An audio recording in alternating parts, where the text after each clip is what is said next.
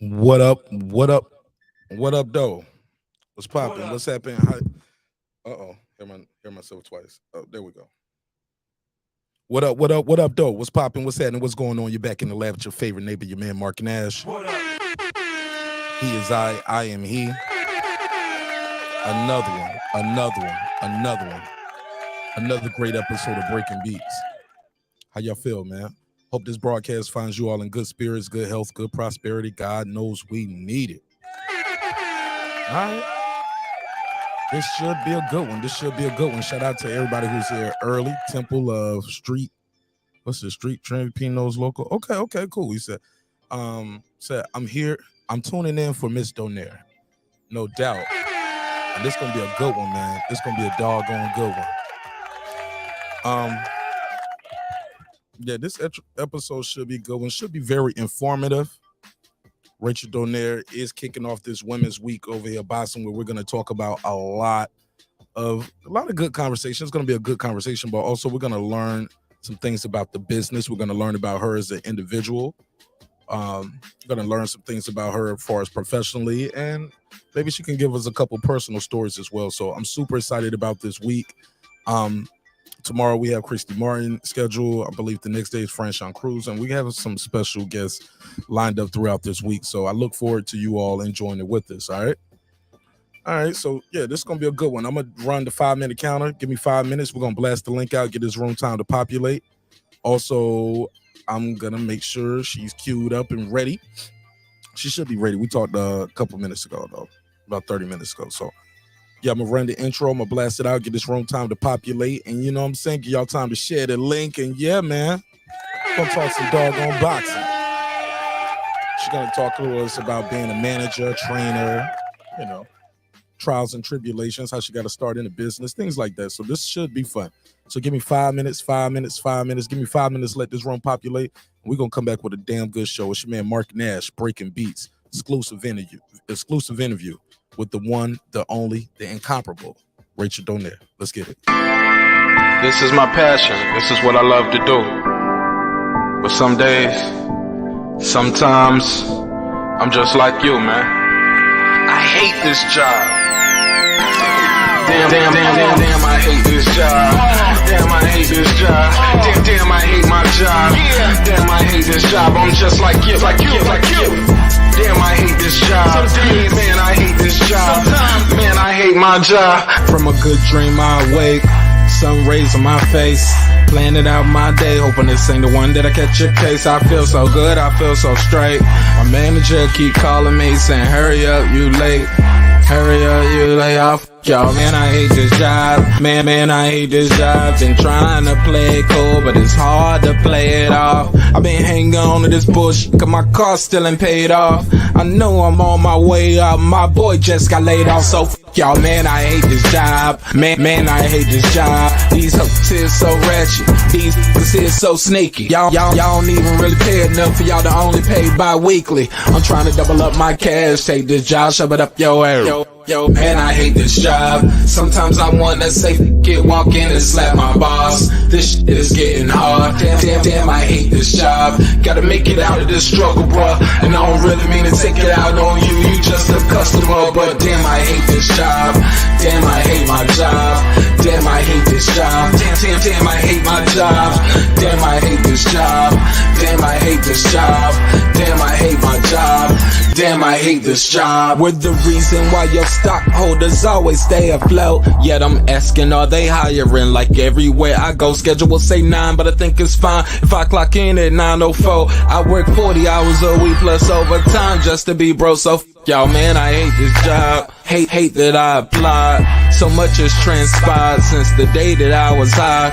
Told me I could advance, but you were telling me lies. Gotta give your notice before I quit, but you don't say shit right before I'm fired. Damn, man, I hate this job. Sometimes I wanna say, walk in and slap my boss. This shit is getting hard. Damn, I hate this job. Gotta make it out of this struggle, bruh. And I don't really mean to take it out on you. You just a customer, but damn, I hate this job.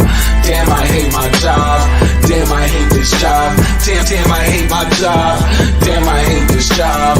Damn, I hate this job. Damn, I hate my job. Damn, I hate this job. You ain't your procedures. You ain't your protocol. You ain't your policies. None of that shit don't apply to me. You ain't your quotas. You ain't your standards. You ain't your 2 sick days a year. Y'all niggas bananas. Wonder why the postman's posted with hammers. Going postal with Popo on camera. His wage got him enraged. Stressed out, it's hard to maintain. He flips the middle, grabs his. He said, if you don't get the picture, I quit, you ain't shoot. Mother, man, I hate this job. Sometimes I wanna say, walk in and slap my boss. This shit is getting hard. Damn, I hate this job. Gotta make it out of this struggle, bruh. And I don't really mean to take it out on you. You just a customer, but damn, I hate this job. Damn, I hate my job. Damn, I hate this job. Damn, I hate my job. Damn, I hate this job. Damn, I hate this job. Damn, I hate my job. Damn, I hate this job. Look, man, I hate this job. I put my pants on one leg at a time, just like you. I'm out here trying to take care of my family. Damn, I hate this job. It's not always glamorous, for real. But I do what I gotta do for me and mine, you know? Damn, I hate this job. Damn, I hate my job. Damn, I hate this job.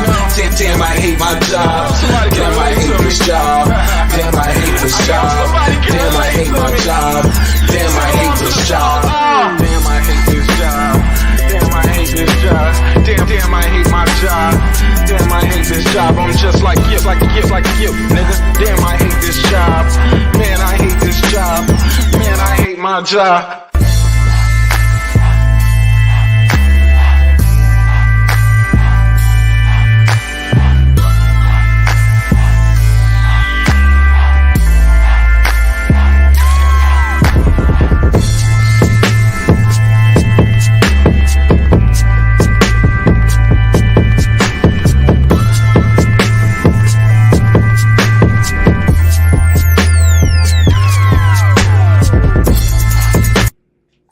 The views and opinions expressed in this program are those of the speakers, commentators, experts, and or the host. They do not explicitly nor necessarily reflect nor represent the channel's policy or the views held by the channel or broadcaster. The broadcaster or its channel cannot be held accountable for all or any views expressed during the program. Basically, if I didn't say it, don't come for me. You come for the person who said it. And please don't sue me for somebody else's words. With that said, let's start the show, motherfucker. This that squad sound.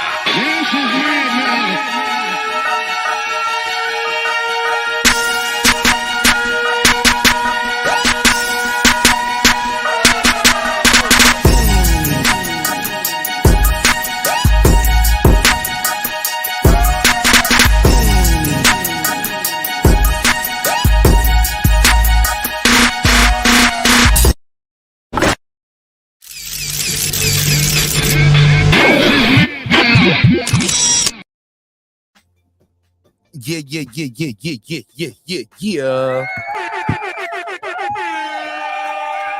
What's popping? What's happening? What's going on? You're back in the lab with your favorite neighbor, your man Mark Nash. He is I am here. Another great episode of Breaking Beats. I'll do a quick neighbors only roll call because without the neighbors, the show wouldn't be the show at this level. And yeah, man, we're gonna jump right into it. We're gonna do I see the sister's already here. She's ready. She's on time. Truly a professional. I didn't expect nothing but the best, though. What did I expect, right? Let's do this neighbors on a roll call, and so we can get her on, and we're not holding her up too long. All right. Let's do it. True Media Today, USA Boxer. That's my guy, Coach Malachi. What up? Tar Heel Resin. What up? Poto. What up? Stephen Bateman in Australia. Mama, we made it. What up, gangsta? Food Revolution. What up? C. Jones 0224. What up? Sweaty Teddy. What up? That guy Eclipse 330. What up? KP from KC5. What up? TJR. What up? Matt Wade. What up? DJ. What up? Carmen Serene. What up? Kansas City Mac. What up? Ill Status Boxing. What up? Ace Retro. What up? Tank the Sweet Science Examiner. What up? Beyond and Above Media. What up? Pittsburgh T. What up? SF City Slicker. What up? I Know Boxing. What up? Boxing Lounge. What up? It's Mex. What up? Mike from Boston. What up? Ride Up the Storm. What up? Here to There. What up? Miss Queen Sunkissed. What up? Taylor Bell. What up? Maddie Yoel. What up? Cliff Bailey. What up? Con Shonnery. What up? Lisa Bell, she never fails. What up, gangsta? Cooking with the champ. What up? On the mic with Terrence Bailey Sr. What up? My boy HLD. What up? Cooking with Sir Senior. What up? Brandon Washington. What up? Born Supreme. What up? Lady Shan Dundem season all the way in UK. That's my London gal. What up, gangsta? D Bevel the champ. What up? And of course, the big fish himself, my good brother Derek Lincoln. Thank you all for your support. What up, gangsta? Give him a round of applause. All right. Let's get into it, man. Well, let's get into it without further ado. Smash the like button on the way into the room. All right, coming to the stage, my next guest needs little to no introduction. You've seen her all over the place. If you follow any kind of boxing social media, they have their own channel, Beyond the Ring with Nonito and Rachel. She's a manager. She's a trainer. She's a mom. She's a black belt. She's just all over the place. She's super dope. I think she's a chef. But she's somebody that I'm proud, I'm honored to call a friend. She's very influential out here in these YouTube streets and very influential to me as well. And I'd be remiss if I didn't set this Women's Week off with her first. Ladies and gentlemen, the incomparable Rachel Donaire. Hey, good evening, everyone. Is my mic good? So far, so good. How you feel? All right, cool. Oh, well, it's Monday. Everyone's going crazy on a Monday. So, yeah, all ready to go. Let's start this Women's Empowerment in Boxing Week. Have a bunch of guests coming up on this show, and I'm so excited to be, the first guest, honored to be the first guest. So thank you, Mark. I appreciate it. Yeah, I wouldn't have it no other way. And thank you so much for everything you've been doing to help me put this together. Behind the scenes, like, you're just super awesome. No worries. Okay, let's just take it from the top then. First and foremost, can you plug your channel? I think I did, but let's let you plug your channel first so they can know how to find you. So on YouTube, it's Beyond the Ring with Nonito and Rachel. We go on at 9 a.m. Monday, Tuesday, Wednesday. Thursday, we have Sex and Boxing.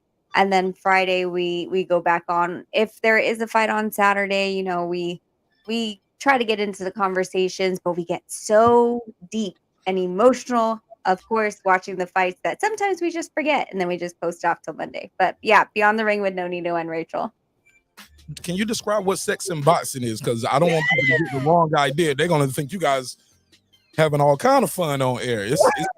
It's an adult show, but it's not that kind of adult show. Describe. No, I mean, like, we do we don't do anything on camera, but we go different routes of what sex and boxing. So the first one, of course, it was more fun. It was talking about abstinence, boxers in competition, in camp, etc. This last one was more serious. It was something that we have known about in the sport, but I don't think anyone's ever talked about it. And it's pretty much, some people liken it to sex trafficking. The easiest way to describe it is basically what happens in Hollywood, like, the couch stuff that goes on in Hollywood is kind of the same in boxing. It's like, you want to fight, then you have to stay the night. And we are talking about, interestingly enough, was male boxers, not female boxers. I think that was the assumption, was that female boxers were getting themselves into these predicaments, but it was actually male boxers. So we talk about those different things, and we're going to start to bring other female fighters talking about their sexual activity or no sexual activity before their fights as well. So just different topics that I don't think people are comfortable in talking about, and being that we're a married couple, we're more open and honest about a lot of the things that maybe some people might not be. Okay, so let's start from the beginning of your journey. Where were you born? I was born in Daly City, California, Bay Area. Oh man, y'all didn't make it to the Super Bowl. Dang, y'all was so close. We didn't. I thought the Niners are in the Super Bowl. Are they not? No, I have no idea. I'm really bad. Kansas City versus the Eagles. Are you serious? The Eagles blew y'all guys away. It's like 30-7. Oh, that sucks. Yeah. I didn't know this. Okay. So how did you get? Tell us about. If I'm not mistaken, you are a black belt in Taekwondo, correct? Yes, yes. How did your journey start with your parents saying, "Hey, you're gonna start fighting and learning how to fight and defend yourself"? How did you get into that? Well, my dad was a black Ballet, belt. you know, Huh? you could have did ballet. I could have, but I don't think that would have bode well for our family. My family, like if you ever met my mom's just as fiery as I am. My dad got his black belt at the age of 16. And so he of course wanted two boys and he ended up having two girls. And he raised us pretty much like he would have raised boys. We were never in dance. It was as soon as my dad wanted to go back into taekwondo when I believe I was like 8 or 7, we would come with him to practice. We'd be at the gym, we'd just be sitting on the couch. And finally, one day, one of the instructors told him, he was like, instead of having your daughter sit on the couch, why don't you have them join? Yes. And so from that point on, I was, like I said, I'm a little firecracker, even when I was little. And the instructor asked me to kick. And I kicked, and he was like, "Oh, you kicked like a girl." And I kind of like looked at him, and I had like scrunched up my nose, like it was a bad thing that he said that. And Right. so, he went in and was instructing another kid, and I came up behind him, and I kicked him in the back of the leg, and I was like staring at him, like, "You don't say that to me," And I'm like 8. So he thought he would teach me a lesson. And he put me in an all black belt, all male at the time, all adult sparring class for an hour. And it's just round robin sparring. And yeah, I got a bloody nose. I got, my I didn't get a black eye, but just, like you could see the bruises Yeah, and you had stuff. a signer. Yeah. And they were saying, they're like, okay, well, you learned your lesson now. And I was like, yeah, when's the next class? And from that point on, I was the only girl, only minor, only color belt that was allowed to spar with a black belt. Like I just had this dog in me that I'm like, I need to fight. I want to fight. And then from that point on, it turned into competitions, states, regionals, etc.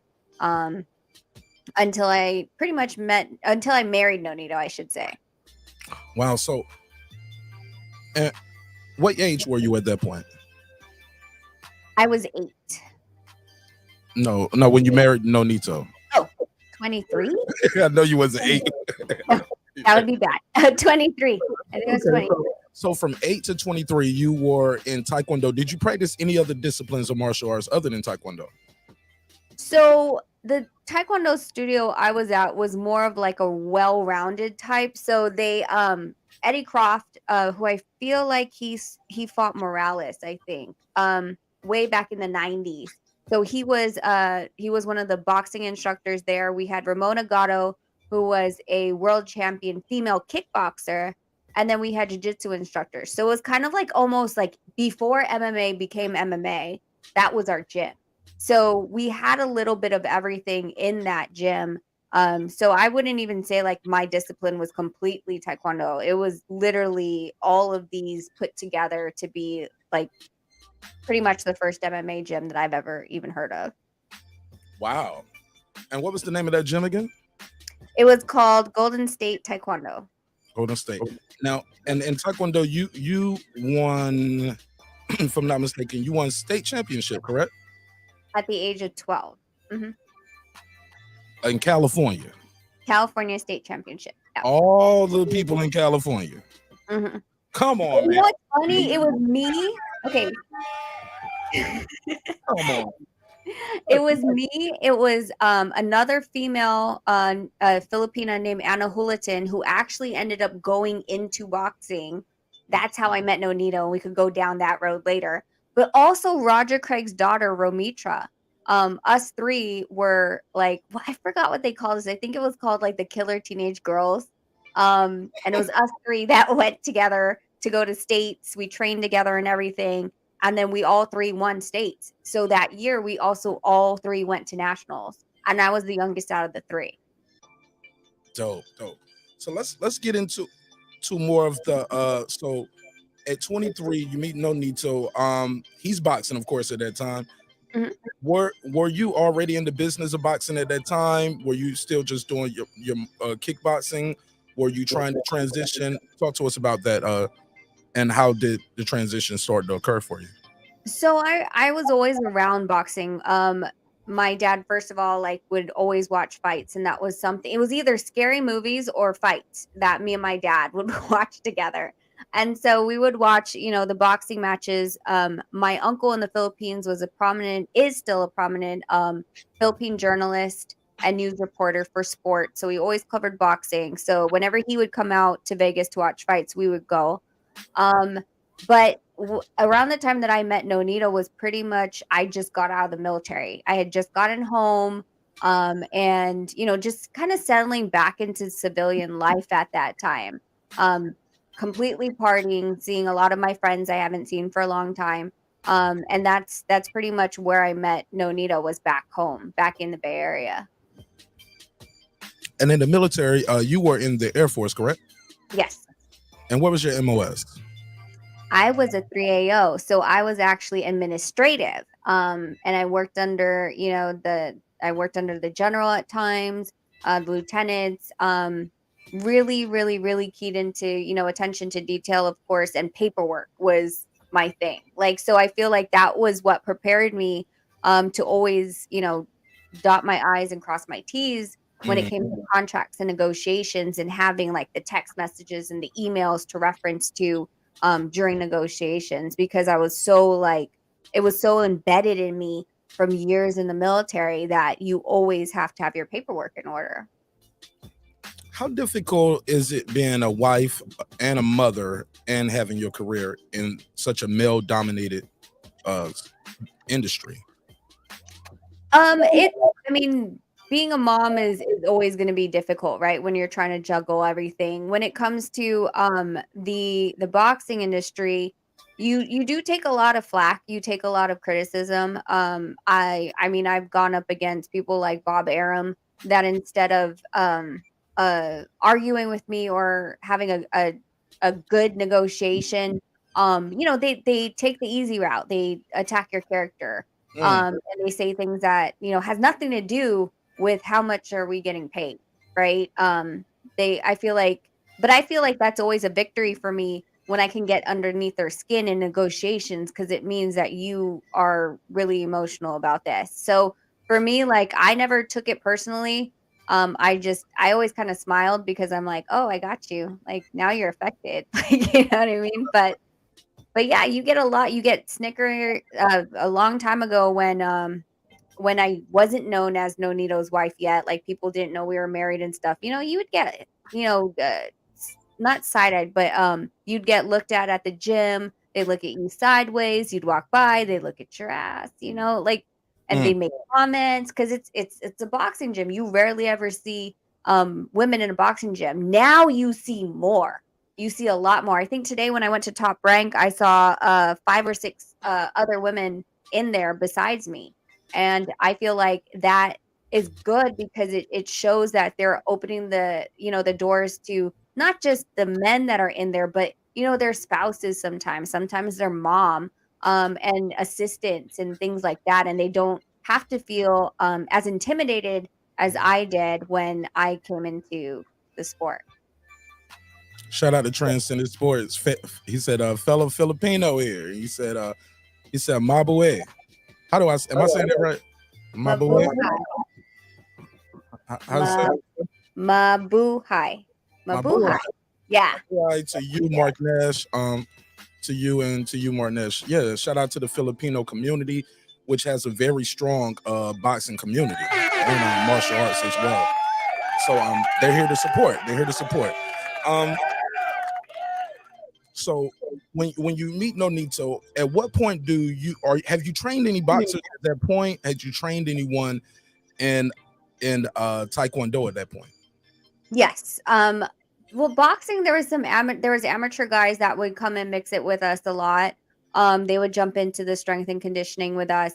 And Taekwondo fighters, the same thing. I coached a bunch of up and comers while I was already, because I was on national team and stuff like that. So I would coach them when their coaches couldn't come kind of looked out for each other, especially like the Bay Area fighters. I feel like, you know, if you were from New York and let's just say your coach couldn't come with you to the nationals, another team from New York would watch out for you, right? And the same with California. So whenever these California kids would, you know, go to Texas or go anywhere, and I can go, but their team couldn't go, like we would just all bond together, right? So yeah, so we would all train together. And coaching was like one of those things that I really loved to do. I loved training people, giving my knowledge, even way back then. It just I don't know what it is. Like I just love teaching. It's a different like energy when you're giving people energy that feel like they don't have anymore, and then helping them like get just one more round. You know what I'm saying? It's just exhilarating. There's nothing that can replace it. How is that? When guys come in and they're being trained by Rachel Donaire, what is the process like? I'm sure some people, managers or promoters, might be apprehensive at first, like, oh, you've been trained by a woman, blah blah blah. Talk to us about that. I remember specifically for Nonito's fight against Gabayo. I think it was Gabayo. Yeah, it was Gabayo. He sparred one of these fighters, and him and his team came in, and I was telling him like exactly what he was doing in the ring. I was like, hey, he's doing this, like counter on this, blah blah blah. So we were already game planning over their game plan while it was happening during sparring. And what we ended up doing is after, of course, the coach brought me outside. It was a guy. And he was like, how did you know what I was going to tell my fighter? I was like, I can read it. I was like, he sets up his feet this way. He is uncomfortable going that way. That's why I kept testing it going that way. So we're going to make you more uncomfortable, et cetera, et cetera. And then, of course, they go, well, you know, we're going to go run the mountains. That's like the thing, run the hills in Vegas. And I said, yeah, well, we're not going to go run. And they tout the conditioning of their fighters. And I said, well, if Nonito's okay with it, because Nonito always has to okay it, I'm like, you are more than welcome to come. And so they came, and he pretty much did not have legs after 3 rounds. And I say 3 rounds because it's 3 minutes, 1 minute rest. By the third set, he was done. And for me, it's always like they'll never believe you until they actually come and experience it. And then they'll realize I'm a whole different animal. Usually, like I went to Top Rank Gym today. I'm quiet. I watch the fights. I don't say anything. Nonito's, front and center.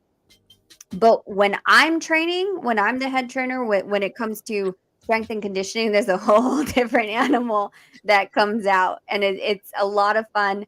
And that's where I gain my respect. It's like I don't need to tell you anything; I'll just show you.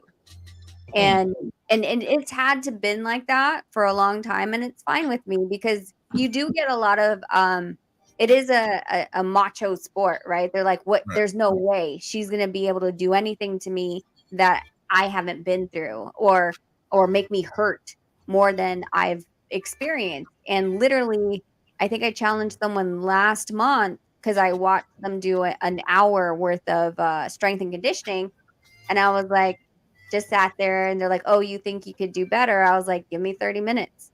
I killed him in 30 minutes. 15 minutes he was 12 minutes he was tapping out. So I'm like, just you don't take my word for it. Then, just let me prove it. And then pretty much all of them, like I've been getting texts because I don't do it just to do it. I don't charge any of these guys. And so I only do it when Nonito's in camp. Like they can come in with Nonito, and then I'll train all of them at once. So I've been getting texts like, "Hey, when is it going to start again?" and this and that. But until Nonito's in full camp, I won't start with anyone. So when did you actually start training professionally? Like, do you remember the first bout, like where you did the full camp? You're the head trainer the whole way, or did you ease into it like assistant trainer first and things like that? I've always been assistant trainer. I always stepped down from that role because like as far as in the corner because it was just like I said, it was just so male driven. And there's a lot of people that want to talk in the corner. And Nonito seemed to have it, down pat, whether it was with Robert Garcia or his dad. They seemed to have it all taken care of. So I just always stayed in the background. But it kept coming up where when Nonito got in trouble, he would look for me. Um, and I would be in the front row and he knew where I was sitting and he'd turn to me in the middle of rounds and like eye contact me. And I have like what, 5 seconds to tell him what it is, like whether, Mm. you're losing the match or whatever. And all of a sudden there's a second gear that he was waiting for. Like he was waiting for my affirmation or waiting for my direction or whatever.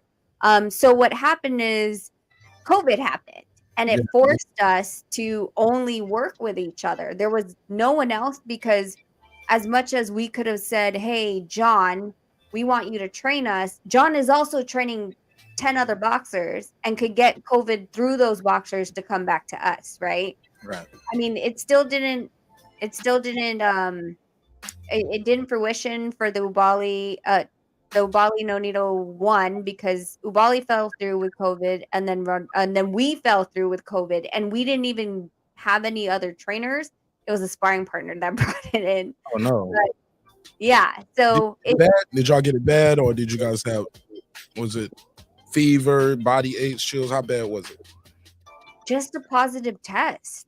Mm. And that's why, like, we were actually fighting it for a while because I was like, no, retest him. They wouldn't retest him. I spent money to do a 24-hour PCR turnaround 2 or 3 times, and he came back negative. I was like, why are you pulling this fight? And we didn't have any choice at that point. Like, Showtime and TGB had made their decision that they were going to switch us out, and we just had to take it on the chin and, wait for the next opportunity, which came when he ended up fighting Ubali. How would you describe your style of training? You know, there is different trainers and legendary trainers. They all have their different styles. How would you describe your style, or could you compare it to somebody? It's a loaded question, I'm sure. But I don't know who I would compare it to because I have learned, under senior, Nonito Senior, Robert Garcia, Kenny Adams, Brandon Woods. There's a bunch of trainers in Sugar. I hear like little things and like whatever I feel like works is what I pick up. But it's because of the fact that I don't have ego where I feel like I know everything. Like I'm a sponge and I take what works for Nonito and then implement it, right? We have a conversation. I am heavy on habits and foundational training. And what that means is I'm heavy on footwork. The reason I'm heavy on footwork is because you can have the best punches in all the world, but if you by round 4 can't walk because your legs are not underneath you, you're crossing your legs, your feet are together, etc., then it really doesn't matter how much you can punch if you can't move. mm. Who's the greatest trainer of all time, in your opinion? Oh, I don't know. Like I feel like Top three, top five. You don't have to put it on one. Roll off a couple names. Like when you're like, man, he was good or she was good. I really liked Robert Garcia. He was really he knows the game. He knows the game of boxing really, really extremely well. Um and he likes to press the action. He's not too much into boxing where it's not how Nonito fights, right? So I thought that blend was really good. Stuart Hill and of course Sugar Hill, like the way that they teach is fun and it's there's always a setup and rhyme and reason for something. And I think honestly, I mean, I want to put Kenny Adams and Nonito Senior. Nonito Senior, he sets up shots based on power. Kenny Adams is very he's also one of those ones that sets it up based on accuracy and timing. So like all of them have like little things that I like that I pull from. Of course, all of them could also hold mitts. I'm the one that can't hold mitts. I've tried. Oh God. If you try to hold a hook for Nonito, like I'm good with jab straight, fine, jab straight. For some weird reason, if you hold that hook with Nonito, you see your life flash in front of your eyes. It's just scary. Like you're just telling yourself, what if he misses? Yes, and What like if he literally like misses? so Like, like not when we're miss. What, yeah, but what if you do? exactly. That would be my tombstone. The one time I missed, I killed my wife, right? That would be my tombstone. Oh, Because no. That's sad. Don't say that.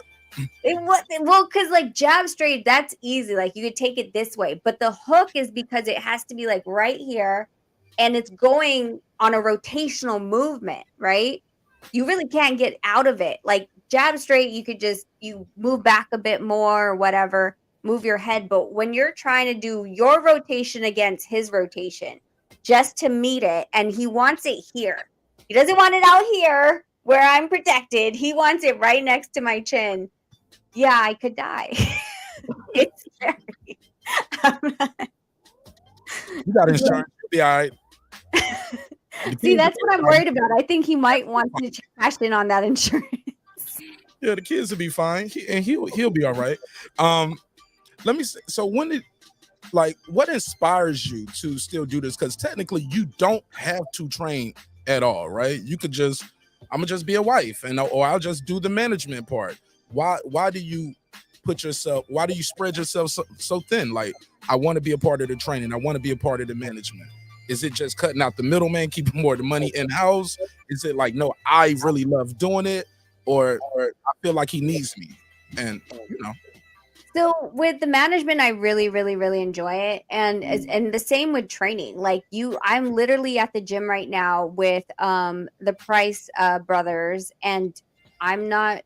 Nonito's not in camp. I don't need to go there, but I enjoy the gym. I enjoy giving the energy, giving the insight.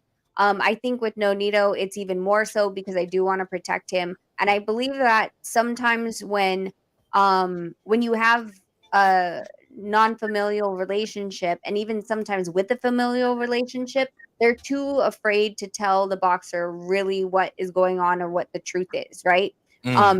You hear boxers asking like, did I do good? And most of the guys, I'll give you an example. Darchinian part 2, it was in Corpus Christi. Nonito had the flu the week of.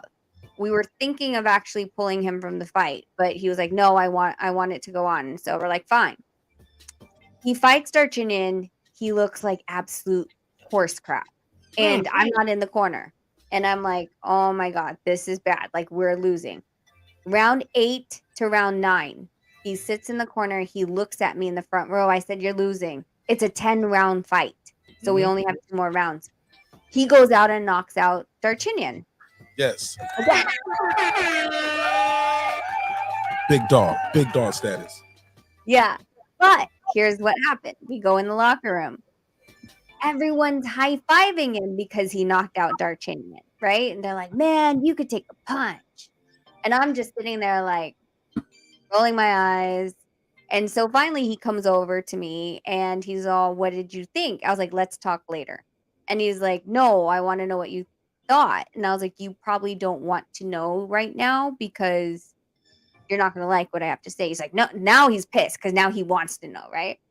And he's like, I want to know what you thought. And I go, the same thing I always say. I'm not here for this. You're not here to be a punching bag. I don't need to know how tough your face is. That's not the game. You know? And I feel like because I'm so honest with him, I feel like a lot of these boxers don't have that honesty because people are riding their coattails and they feel like once that ride is over, if they tell that boxer, they could, 1, get fired, and 2, their paycheck's gone. Yeah. Right? Yes, ma'am. So for me, it's like I don't really care about the paychecks. He doesn't need to fight anymore. He hasn't needed to fight for a long time now. This is all because of his drive, determination, and his goal of legacy that once he leaves this ring, he's not coming back. He knows that. I told him, I was like, when you retire, we're not going to have this conversation like 3 years later, like, yeah, I'm itching to go back and fight. No, it's done. Mm. So I think because of that, and because we have our 2 boys and we want him to be healthy. For me, it's more so the fact that I need to be deep in the trenches. I need to sit in the sauna with him. I need to make sure he hears the truth in how he is looking. Especially, with this being another title fight that we're coming up against. He needs people that are not going to sugarcoat anything. I heard Derrick James says that. He said when Errol has a fight, I'm getting in shape too. I'm running too. I'm running too. I probably can't run as many miles, but I'm running, getting ready. Like I feel like I need to be in shape to hold the pads, to keep my arms up. You talked to us about that before too. You said, hey, when he does these miles, I go run with him, right? Yes. Yeah. When he runs, we run together. When he has to sit in the sauna, we bought cards from Spencer's, and they're plastic. They're not the paper playing cards. They're actual plastic. So we can sit in the sauna and they're not gonna, like melt or go floppy on us. So we spend the time to either talk or play cards just to pass the time. And I'm in there with him. And if he's eating, I'm not eating in front of him. Like I usually lose a lot of weight by the time weigh-ins comes. You would think I'm the one that's weighing in. But yeah, so I think it's really important to have a partner that understands what you're going through and supports you. Not just gets out of the way and is like, hey, you go to the gym, I'm going shopping. Not that, but understands that, hey, his laundry's probably going to need to be done. He's going to be hungry when he comes back from the gym. He's going to be exhausted and tired. He's not going to want to deal with the kids. Like all these things need to not just be understood, but be taken care of. I hear some fighters say they don't look at film. They don't look at film. Do you look at film? And does Nonito watch the film with you? How do you come up with your game plan? So I look at film, and I look at tendencies and habits, but that's not always going to play out all the time. So you have to be you have to be able to adjust. For example, I remember Ubali, we were setting him up for an uppercut. When it came to the night of the fight, it wasn't there. He was more apprehensive of putting his chin forward than he was in any of his fights. When you watch the Beterbiev versus Yard's footwork before used to be him crossing his feet, him drawing his front foot back to his back foot and putting his feet together. And the fight with Beterbiev, it was like non-existent. You didn't see that mistake anymore. So I'm pretty sure that even with that, Beterbiev had to change his initial game plan. It's all about adaptability. Nonito would watch pretty much the habits and the highlights I would point out. So he'll out of a 12-round fight, I'd pull probably about 8 clips of 45 seconds of something that we needed to work on or expose in the boxing gym. He never watched full fights. But I mean, he says he wants to watch full fights. The thing is, for me, like I said, I've been at points where watching enough film is okay. Watching too much film will make you feel like you have to fight their game plan. It kind of overtakes you. Why is that? What you mean? Well, because you're stipulating your entire game plan around them, right? The whole thing is, you ever hear boxers talk, they say, well, it's whoever imposes their will and their game first. Right. You want them to do what you want them to do. You don't want to react on what you think they're going to do based on from before. You want to be ready for it, but you don't want to just sit there waiting because you're like, oh, he throws an overhand right. I'm just going to look for the overhand right all night. You start to be reactive instead of imposing what you want to be done in that ring. Instead of being proactive. Okay.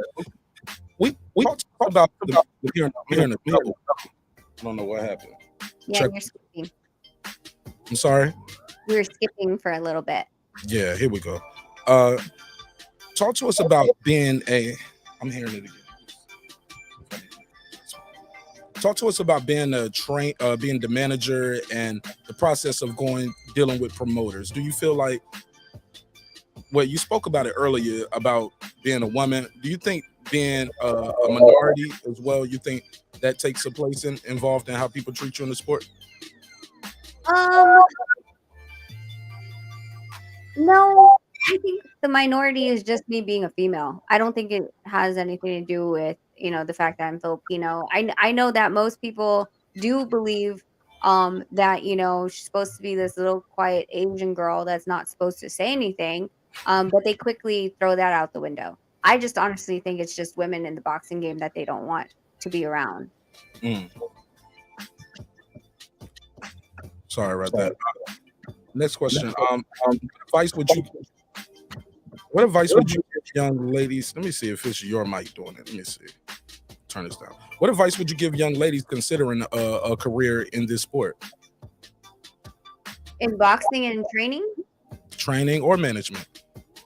I would say, first of all, like get your feet wet, work underneath. It doesn't have to be another female, it could be another male. I worked under Cameron Duncan for a long time. Ask questions. Don't be afraid to continuously ask questions throughout your career. Make sure that you don't feel like you know everything because I'm still learning to this day. There's so many different curveballs and things, even with science, new exercises, new training methods that come out.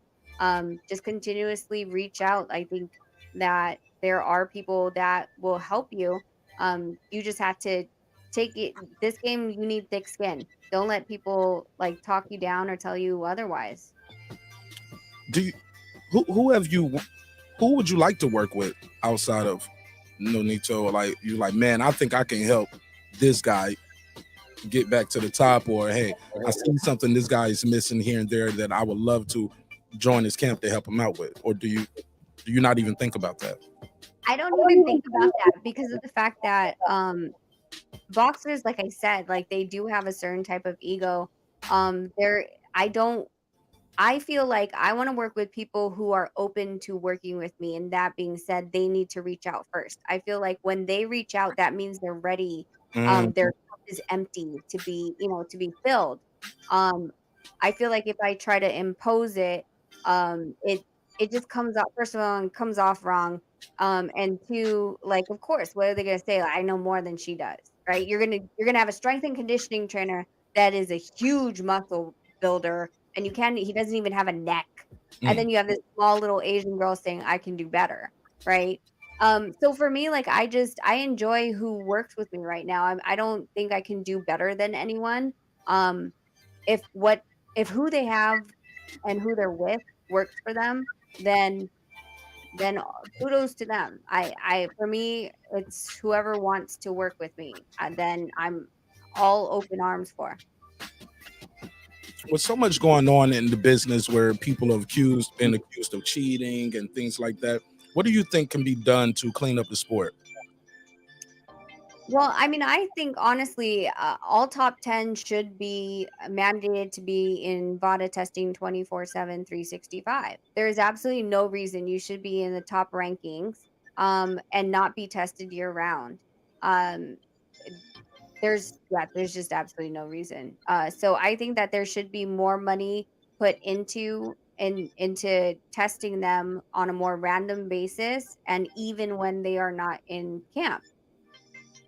Mm, Because most of the times, like when you're doing like a steroid cycle, it's not during competition, it's outside of that, right? mm, So they're building everything outside, and months later, after they already had cycled off of the steroids, they're still their lung capacity, their muscles, and everything that they build on those steroids are still available to use within their body because they already broke that lung capacity. Like now it's at the max. Well, now when they go into sparring and they still have 12 weeks, now it's just going to go even higher than that.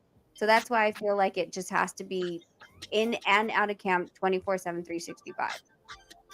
Was Nonito the first fighter to volunteer to get you around? I remember watching HBO back in the days, and they used to say that. Somebody mentioned that in the chat. Yeah, because VADA is voluntary. It's not, sanctioned by It's not mandatory by any of the commissions or the W or any of the sanctioning bodies. Um, so he actually was the one who said, "Hey, I volunteer to do 24/7, 365, whether or not anyone else is doing it." Um, we do. I'm glad that we actually do it because of the fact that we hear so much, right? We hear people getting accused left and right, and sometimes the public, all they need to hear is an accusation, and then that stigma stays with you. At least for Nonito, regardless, when he decides to end his career, none of the things that he's ever done, any of his accomplishments, will never be tainted by a question. It'll always be like, well, he's the first guy that's in, 24/7, 365, and he stayed, with it throughout his career. Like, you can't say like his win against Montiel or his win against Victor Chin. Well, you could say Victor Chinian because he wasn't in Vada yet. Vada wasn't available. So anything after that, um, you can't really say anything. Even the WBSS tournament. What I loved about the WBSS tournament is every single boxer that was in the tournament, even if you were a replacement fighter, you were in the Vada 24/7, 365 program. Has he It been gave tested? So he's still being tested now, even since. Has he been tested since his last fight back in June? no, I Okay, haven't. since June. No. Okay. Um, But I'm pretty sure they're gonna start coming because especially when they hear that you're aiming for another fight, then they just start like showing up. They've shown up at very interesting time, always when like pretty much I'm busy with something. Like when I think my day can't get any busier, then the doorbell rings and I'm like, oh God, you gotta be kidding me. 'Cause it's like a 45-minute process for the urine and for the blood sample. It's not just like quick done. It takes a minute. do you think stronger and stiffer penalties for the people who do pop? Because I was talking to, I think, Mike Williams about this. He said, guys cheat. They're gonna just cheat, Mark. They've been doing this since the beginning of time. If you get caught, you get caught. But he agreed with me. Stiffer penalties, like, hey, if I suspend you for 6 months and you only fight every 6 months, excuse me, it does nothing. But if I start taking 2 years off your career, your body has changed. The guys we wanted to see you fight are out of division 2 years later. Probably got to steal some of them Ferraris and Rolls Royces. Second, well, he said 3 years. He said 3 years. Next time, 6 years. Third time banned for life. He said people gonna stop popping. What's your take on that? Stiffer penalties. You muted me. Oh yeah, because I was duplicated while you were unmuted. I don't know why I'm hearing myself double. So I muted it while I was talking. I'm sorry. Go ahead. No, you're good. So I feel like I think he's right. Having that all that the 6 months is BS. Most of the world champions that are scheduled to fight two times a year to maybe only one time a year. So a 6-month penalty is nothing because that's usually how long they wait between fights.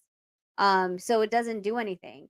I think 2 years, yeah, 3 years I think is a little extreme, but 2 years, I'm all for it because 1 year off's gonna hurt. The second year is really gonna hurt. I think the second time, I think you're done after the second time. Screw the second time. There shouldn't be like it should be like this one's on your record already. You pop another time, you're done. I think you should be banned all across the globe. Not, like, oh, well, you're only banned here in the US, but you could go fight, in Mexico or the UK or something. You should be banned completely. I couldn't agree more. So as a manager, what is your day-to-day like handling the business of boxing? What is a day-to-day process like? Well, Make that face. Why you make that face? my phone never stops ringing. I mean, like I said, today's Monday, and people have been, they're asking for interviews. They're asking what's going on with Maloney. I'm scheduling Nonito's interviews. I'm scheduling my own. And then, of course, earlier today we were at Top Rank. He's helping the Price Boys spar. I'm running around the gym trying to find guys to spar the Price Boys. Um, and as soon as, the negotiations start, then that's where, I start, printing out the contracts, redlining them, and things like that, going back and forth on the phone.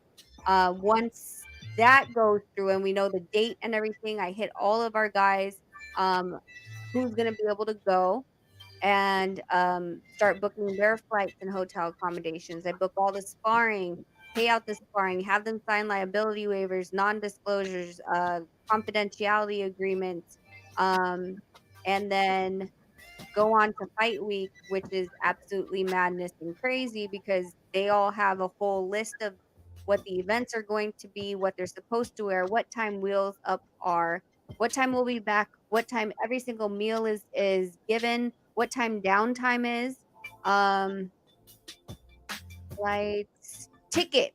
The ticket, everybody who wants tickets, they all call me. I have to sit everybody in the rows of where they want to sit. So, for example, I have somebody that wants 4 tickets ringside, but they don't want to sit next to that person, and that person just ordered 7. I have to move all the tickets around. Then I have to distribute it the night before the fight. Um, collect the paycheck, cut checks from that. I know I'm missing a bunch of stuff. There's an after party somewhere in there. There's meals.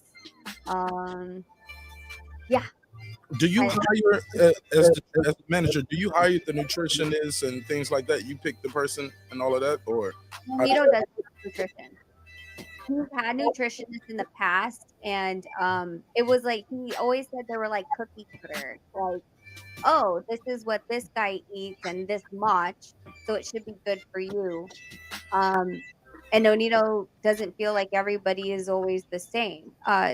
We actually both took a food intolerance test to show what we can eat and what we can't eat. So, for example, a nutritionist might be like, "Hey, you should eat a half a cup of red potatoes every day."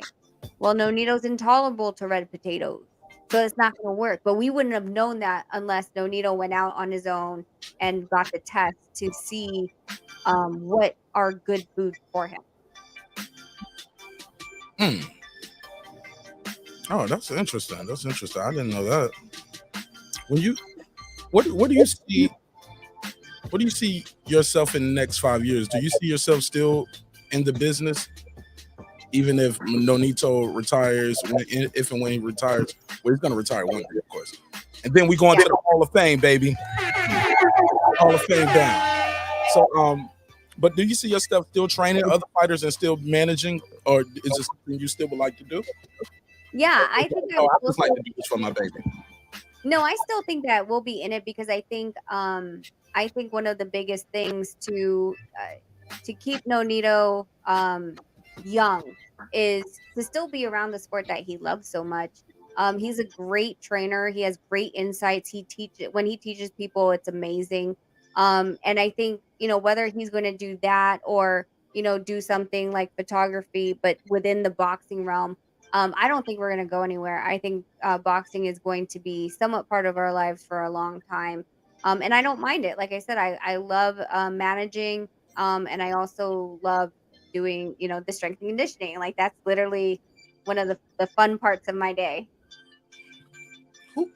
We were having this conversation the other day. It was like a debate, and people were saying, "What? No, that's not your promoter's job. That's your manager's job." What is the job? What do you expect from a promoter? Because you and Nonito, you guys were signed to a promotional company before. You guys are independent now, correct? We're with Probellum. We're with Okay, I'm sorry, you went for Richard Sherman. So, what is the actual role of the promoter? Is it just to promote that bout, or are they supposed to promote that fighter? Period, year round. the fighter period year round, which I think nobody's doing in this sport. They only promote 4 weeks before a fight, if that. Half the time it's usually 3 weeks before a fight. But that's not what they're supposed to do, correct? No, they are supposed to promote the fighter name and likeness throughout the whole year. Thank you. Because we had a big debate about that, and it was like, that's not their job. Your job as the fighter is you're supposed to have your own team, and your team is supposed to promote you, work on your social media, get you interviews and do all of that stuff, or that's your management. That's not your promoter's job. Tell us more about what the promoter is supposed to do for these fighters. Well, they're supposed to set you up with fights depending on how many is based on your contract. Some, of course, the up and comers, they fight more often because they're only fighting 4 or 6 rounds, so they can fight every 2 months, possibly. And so theirs is usually, you'll see a six times a year contract or 4 times a year just to be safe. Um, and they're supposed to be promoting the events, getting the purse bids. They're supposed to be right there, like trying to get the best purse for you, and negotiate with other promoters if it is a co-promote. The funny part is what people don't understand is we sign, when I say we, but Nonito signs his name and likeness over to the promotional. Like if I pull up a promotional agreement, I can tell you exactly what they take from Nonito as far as their exclusive rights. Mm. And so if they have the right to do it, and they're what they're supposed to do is promote the fighter, and they're not doing it, then that's where I'm like kind of in this realm of, listen, we got promoters who have been here for decades and Mm. they did an amazing job before, and they're doing a half-assed job right now because a lot of them still haven't really adopted like how the people are doing things these days anymore, right? Like the how to promote in this day and age, which is a whole different promotion than when Ali was fighting, when Thrilla and Manila was, right? It was different then. Now it's just they just kind of sit on the side and just say, okay, well, we'll promote it when it's 3 weeks out. Like then that's when they barrage you. It's one of the most irritating things. They send you 20 freaking people to call. Well, they call me and they say, hey, we need an interview on this time, this time, this time, this time, and they back to back to back to back to back to back. And it's crazy. And Nonito's tired. And all these things, but it's like they have an alarm thing on their phone that says, "Oh, the fight's 3 weeks out. We got to book Nonito for all of these things, all the commercials, all the interviews, all of it right now." Because you didn't do it this entire time. They don't have B-roll. They don't have anything. They send out the guys a month before the fight to come out, get B-roll, interview Nonito for 2 hours, have him running up the hill, and whatever, shadow boxing and all that stuff. That's when they get the footage. But he's been in Vegas this entire time. They could have gotten it any time. Wow. No, that I find that disturbing. It seems like it's distracting from the fighter. Like he's already cutting weight. He's going to be irritable. He's sparring. He needs to rest, ice, heal, and do it all again a day or two later. Like Mhm.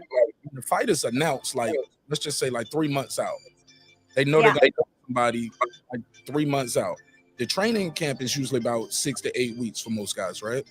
Why Mhm. on that first month aren't they? And when I say they, I mean the promotional companies reaching out to the management, or why isn't management saying, hey, when are we going to start doing this stuff? Because I don't want to be bombarded with any of these distractions so close to the fight. Some of it you got to do, I get it, but some of the stuff could be done 3 months out. You know the fight is signed up. Let's get the ball rolling. They try to save money. I mean, the thing is, I mean, like, look, there is absolutely no reason Nonito should be taking pictures with his trunks and robe on. So then that the tail of the tape ones where they put both fighters and they have a picture with their trunks and stuff on. There's no reason for you to be taking that the week of. You should be sending your camera crew or hire a local camera crew to get the shots that you need to promote the fight properly.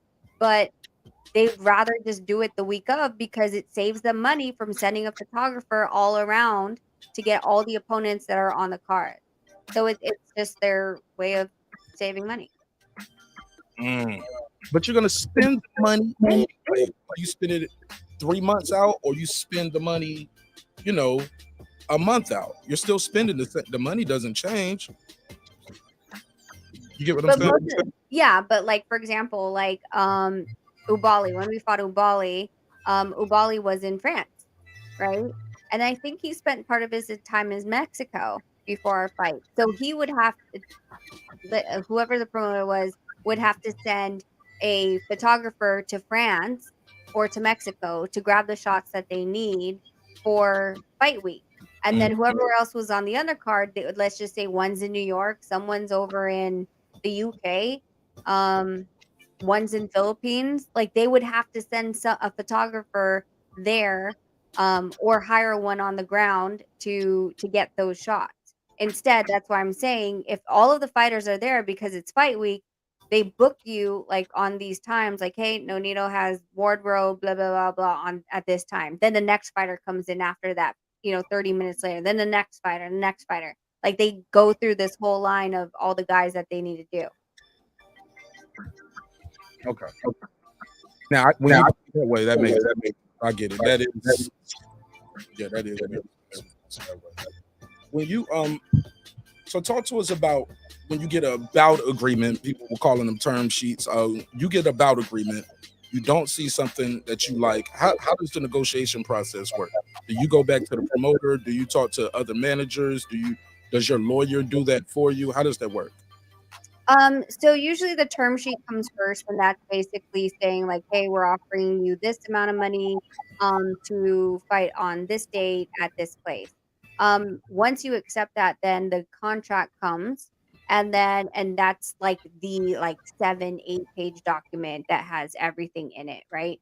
Um, and from there, if there's something, then you normally would go if it was just, me and versus top rank, or me versus Richard or whoever, I would just basically, put it into Word doc, redline it, and do a tracking, what is it called? A tracking thing where it shows where I changed it, and then send it back. I won't sign it.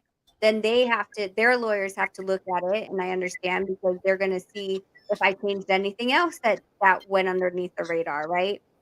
Once they approve it, they send it back to me. And we pretty much do this back and forth for, just, and it's really small little things at that point, because usually the term sheet, like that's the biggest one that you have to agree to. Because honestly, if someone sent me a term sheet and said, oh, Nonito's fighting for 250, and I said no, then why would you drop a contract? Like the negotiations are dead right there. So you have to really get over the term sheet first, to finally get the lock on the contract. What things aren't bendable? Because I got one right here on the screen. It's like a basic term sheet. And basic, well, I guess from what I've seen too, they pretty much all are basic like that. It was like pretty much 4 lines. Like the promoter name was at the top, your name, you're fighting this guy, you're gonna fight him here. This Yeah. is the weight, this is the purse. It was like weight, purse, opponent. Did they even have the location? Might have had the location, weight, purse, opponent, location, and it was just very basic. And line 4 was basically saying all this is subject to change. Yes. When do you get to the point of start talking about the gloves, the ring size, the split and the revenue? When is that get negotiated? Because that's not in the bout agreement or the term sheet. It's not in the term sheet. It's in the bout agreement. That's where you can start. I mean, if you're really stuck on something with the term sheet that that you're going to fight for, of course, with us, we don't fight about the ring thing. Like I mean, they're not heavyweights that they need a bigger ring. So for us, it's not a deal breaker. But you could put in the term sheet like this is the mandatory that has to be in the bout contract, and that you're, so then at least they're also agreeing to acknowledgement that they know that this is one of the things that you requested.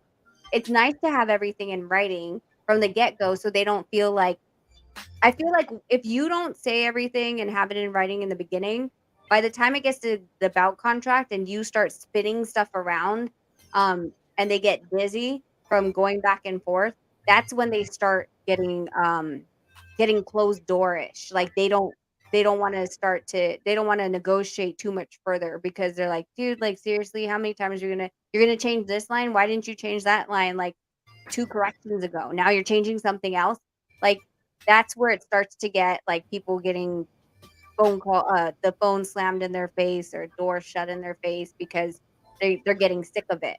Um when you can't just, like I said, redline everything on the first go and then send it back. But you can put those in the contract, um, or the term sheet. I like putting stuff in the term sheet that are important to us, because of the fact that at least you know up front what I need.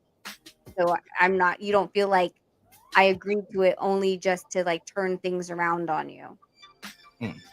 You don't have to say the promoter's name, but can you give us a story of like, hey, one time they ex promoter sent us over some of the worst shit ever, and we're like, yo, we're out of here. We're not doing this. You don't have to say the company name, but can you tell us a story of a time where you had to say, step in as the manager and say, look, this is not right. We're not doing this.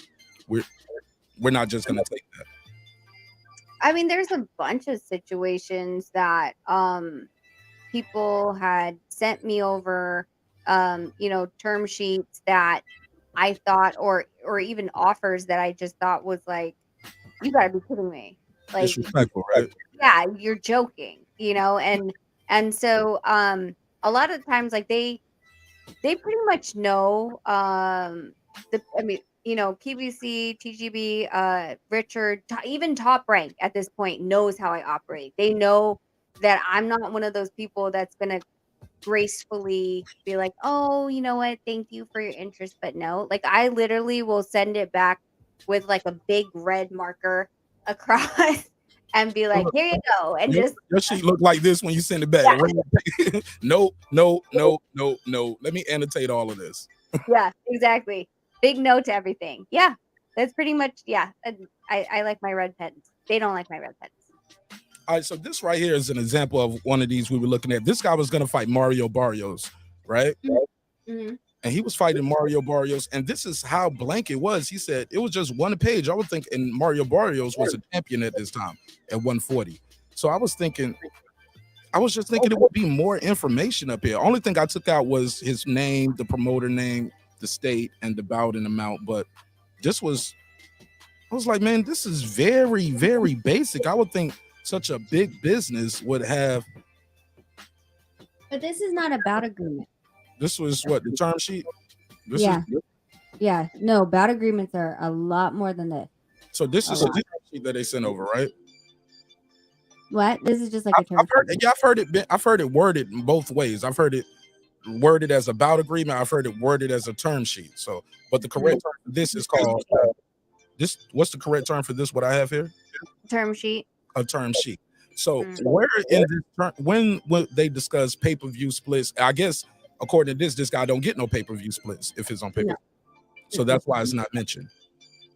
Ringside is not mentioned because you don't get any say so in that either. Correct? You mean tickets? No, ring size, the size of the ring. And I heard people negotiate that too. When did they negotiate that? You can put it in here if you already know. And like That, send this back. Would say, hey, add this in here. I want a such and such size ring. Yep. Okay. You can if that's that important to you. Yeah, I would put it in there. I've put it in stuff like Nonito's wearing Reyes. Ben was before he used to wear Reyes. Then he switched to Everlast. So I would always put in there that what Nonito's wearing, that we're, because there are fighters that start to try to play tricky games, and when you get into like the bout agreement, they try to say you have to wear this type of glove. And you didn't have any paperwork saying no, I wear whatever. Oh my. Yeah. So I always make sure Nonito has it in there that they don't get to do a glove selection. But I have seen contracts where they actually stipulated for the opponent to only wear X, and it's usually a pillow glove that they know that they can't punch through. I heard a story today about a guy. I'm not gonna say his name, but you bumped heads with him a couple times on these YouTube streets.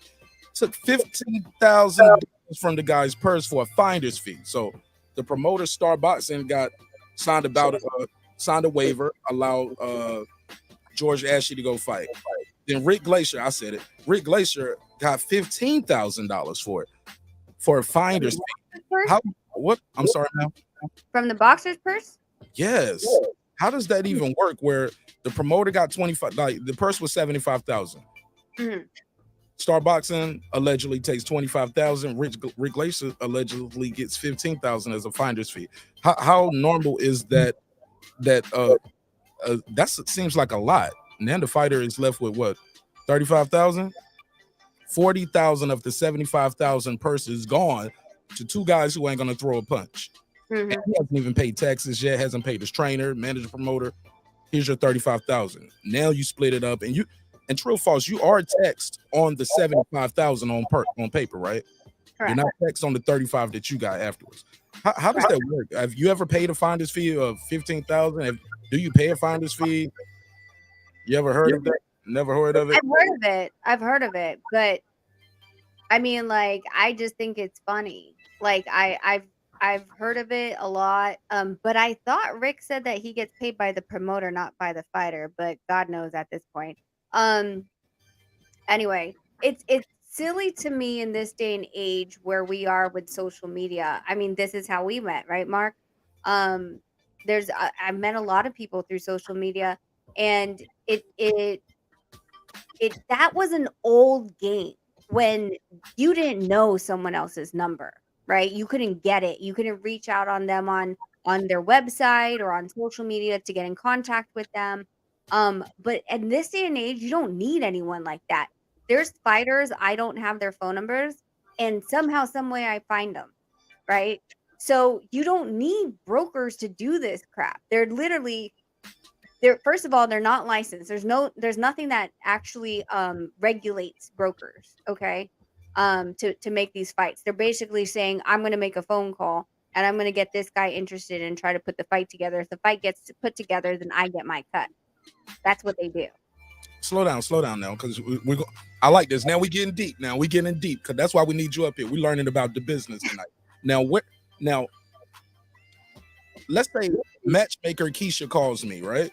Mhm. Mark, I'm looking for somebody who weighs 140 pounds, a male 140 pounds to do 4 rounds, right? I'm not licensed in nothing, but I'm here in Atlanta. I go to a lot of gyms. I do this show, so I talk to a lot of people. Mhm. At that point, am I a broker Mhm. or matchmaker? Like, what am I in this situation, You have to be licensed for it. ma'am? A matchmaker, you have to actually have a license. So, what Martinez just did, I found the person for the matchmaker. So she has to cut you off. She has to break you off a piece, not cut you off. Sorry, break you off a piece of her commission on whatever she negotiated for herself, I should say, because you helped her do her job. Okay, and it's no regulation on a broker though. Just the same as there's no regulation on an advisor. Only managers. Broker wasn't a thing. When they Matchmaker. bring Ali at. There's nothing to regulate them. So you can pretty much do whatever you want to do. Yep.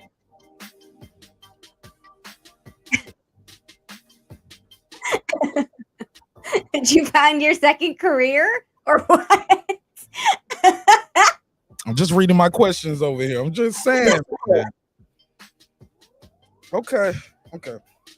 So how does tell me how's the order operation goes when does it get to the manager that hey, does Nonito say, hey, I want to get back to fighting, and Probellum gets with their matchmaker and they reach out to the broker? Like, I'm just trying to figure out, when does it get back to the manager and the fighter? Hey, Mark found 118 pounder for you guys. How does that work? What's the order? So Nonito would tell him like, hey, I want to fight. And then so you tell me, I would tell Richard, but he talks to Richard too. Like I can care less. He talks to Richard and Richard will say, okay, well, let me see who's out there. And as a promotional, they do have their own matchmaker that'll go and see who is available and see, what other roadblocks there might be. For example, if they already have a fight signed, if they have an injury, if they're in a different promotion that won't work with us, all those things. And then they usually come back with 3 guys and would say, hey, listen, this guy's available let's see, we're in January. So let's say this guy's available in March. This one is only available in May. This one's available in May also, but at a different weight, right? Um, so which one would you want? And then from that point, once we decide, they'll do is they'll go back to if that person doesn't have a promotion, they'll hit up the manager. They won't even go through a broker. Because the thing is that boxing's ever so small. Everybody knows each other. That's why I'm like these brokers. I'm like I don't understand. Like, how do you not know all these people yet with how long they've been in the boxing industry? Um, then they'll reach out to the manager. They'll say, "Are you interested in this? You're still interested? Cool. All right. Well, we're willing to offer you this much." They'll go back and forth. Once they agree on a number, they'll send us term sheet. From that point, they'll show the term sheet over to someone like Showtime, a streaming service, a telecast, whatever, for them to be interested and mark and check their calendars in addition to, and they'll say, well, do you have a commitment? Well, or have you already talked to these fighters? We have term sheets. Okay, well, we're interested. Let's get it all signed down. So they'll sign it down. They'll call the commission. They'll call the state. They'll get it sanctioned within the state that they're actually going to throw the fight in. Make sure both fighters are don't have any outstanding things in the state that prevents them from fighting. And yeah, I feel like I'm skipping a bunch of steps, but pretty much that's how it goes. I'm glad you brought that up. We had Hank Lundy on last week. You remember, and he spoke about how the promoter basically he pulled out of the bout, said he was injured. Promoter said it was okay. Moving forward, promoter was able to go to the California board to stop him from fighting in Georgia, right? Mhm. It was no checks and balances according to Hank Lundy. All the promoter has to do is file a grievance basically with the commission, and they just rubber stamp it. It's no checks and balances where they say, hey, Mr. Lundy, where is your doctor's note? Do you have stitches? Let me get a picture. What hospital did you go to? How many stitches did you get? We need some records. We need some proof of injury. They just pull him out, and it's up to him to have a hearing to prove his innocence. But at that point, the opportunity is gone. Gone. Like, why is that no checks and balances for Well, that like that? I mean, with that being said, if there is that one clause within the bout agreement that allows for postponements, and they have first right of refusal based on a postponement, then that clause alone will block him from going to the other side and having the fight with BLK Prime.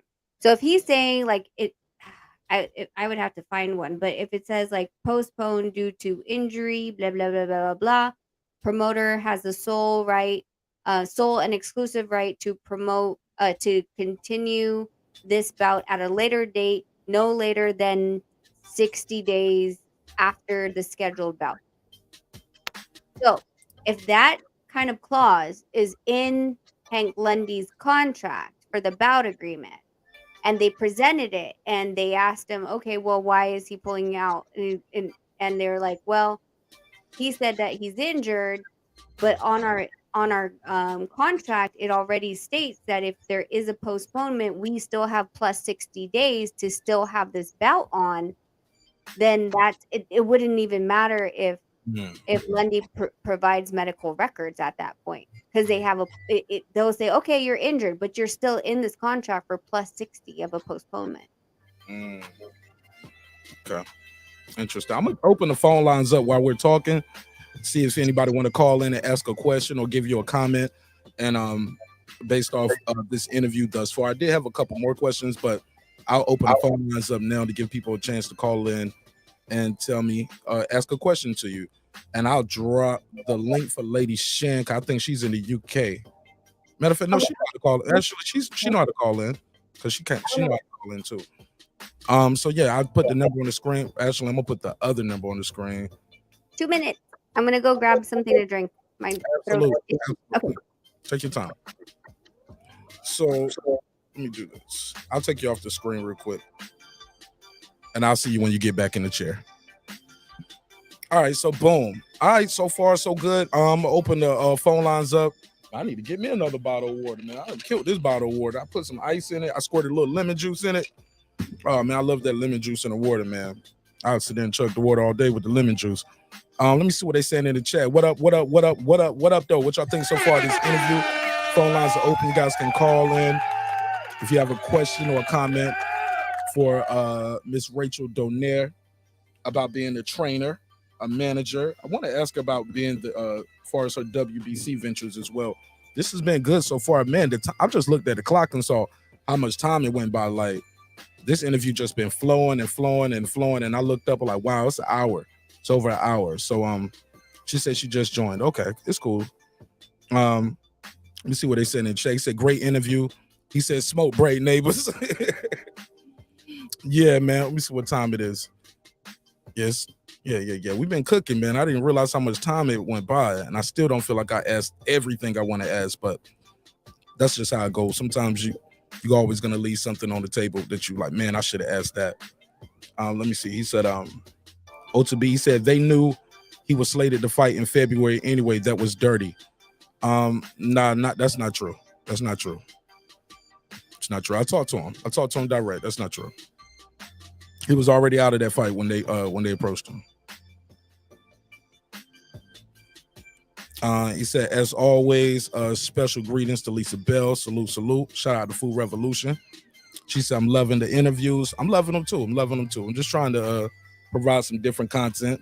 I'm trying to learn something too. Learn more about the business. Learn about these damn bout agreements and these term sheets and how some people get taken advantage of. Some people seem like their career just goes great and everything is laid out for them.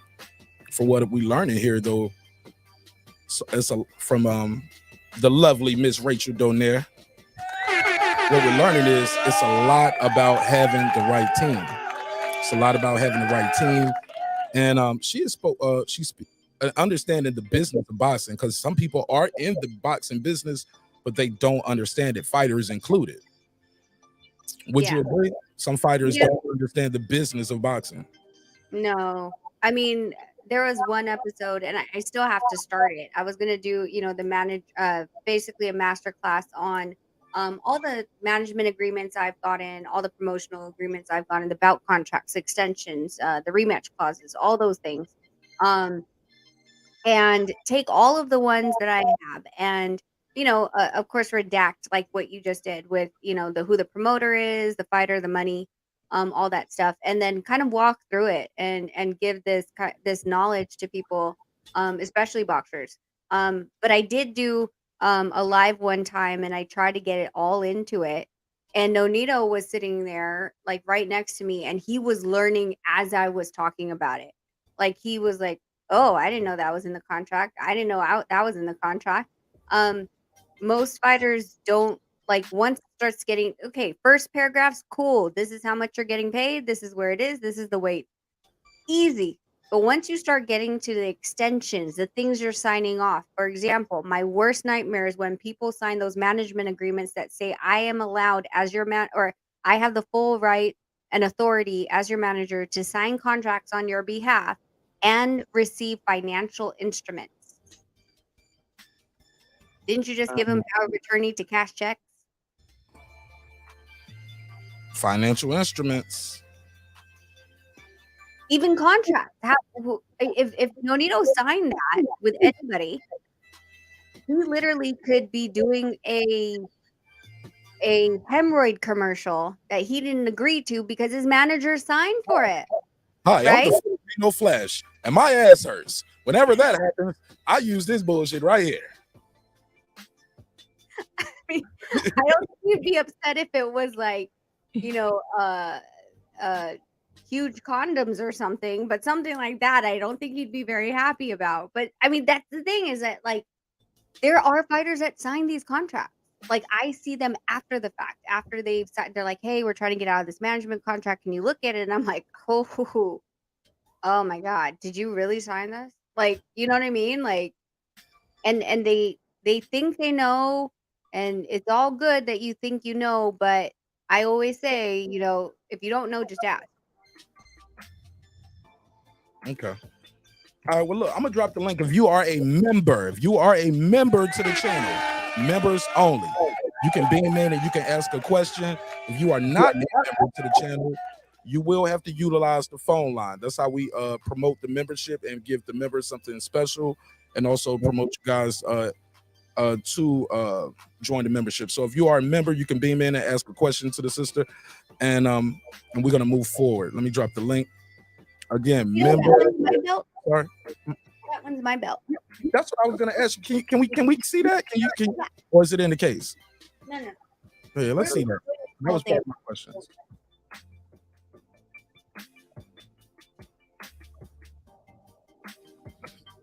Oh, look at that.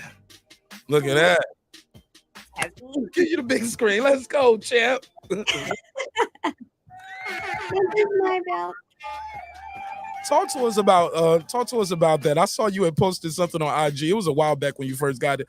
You said, I was hitting up Robert Garcia and say, where do you keep yours at?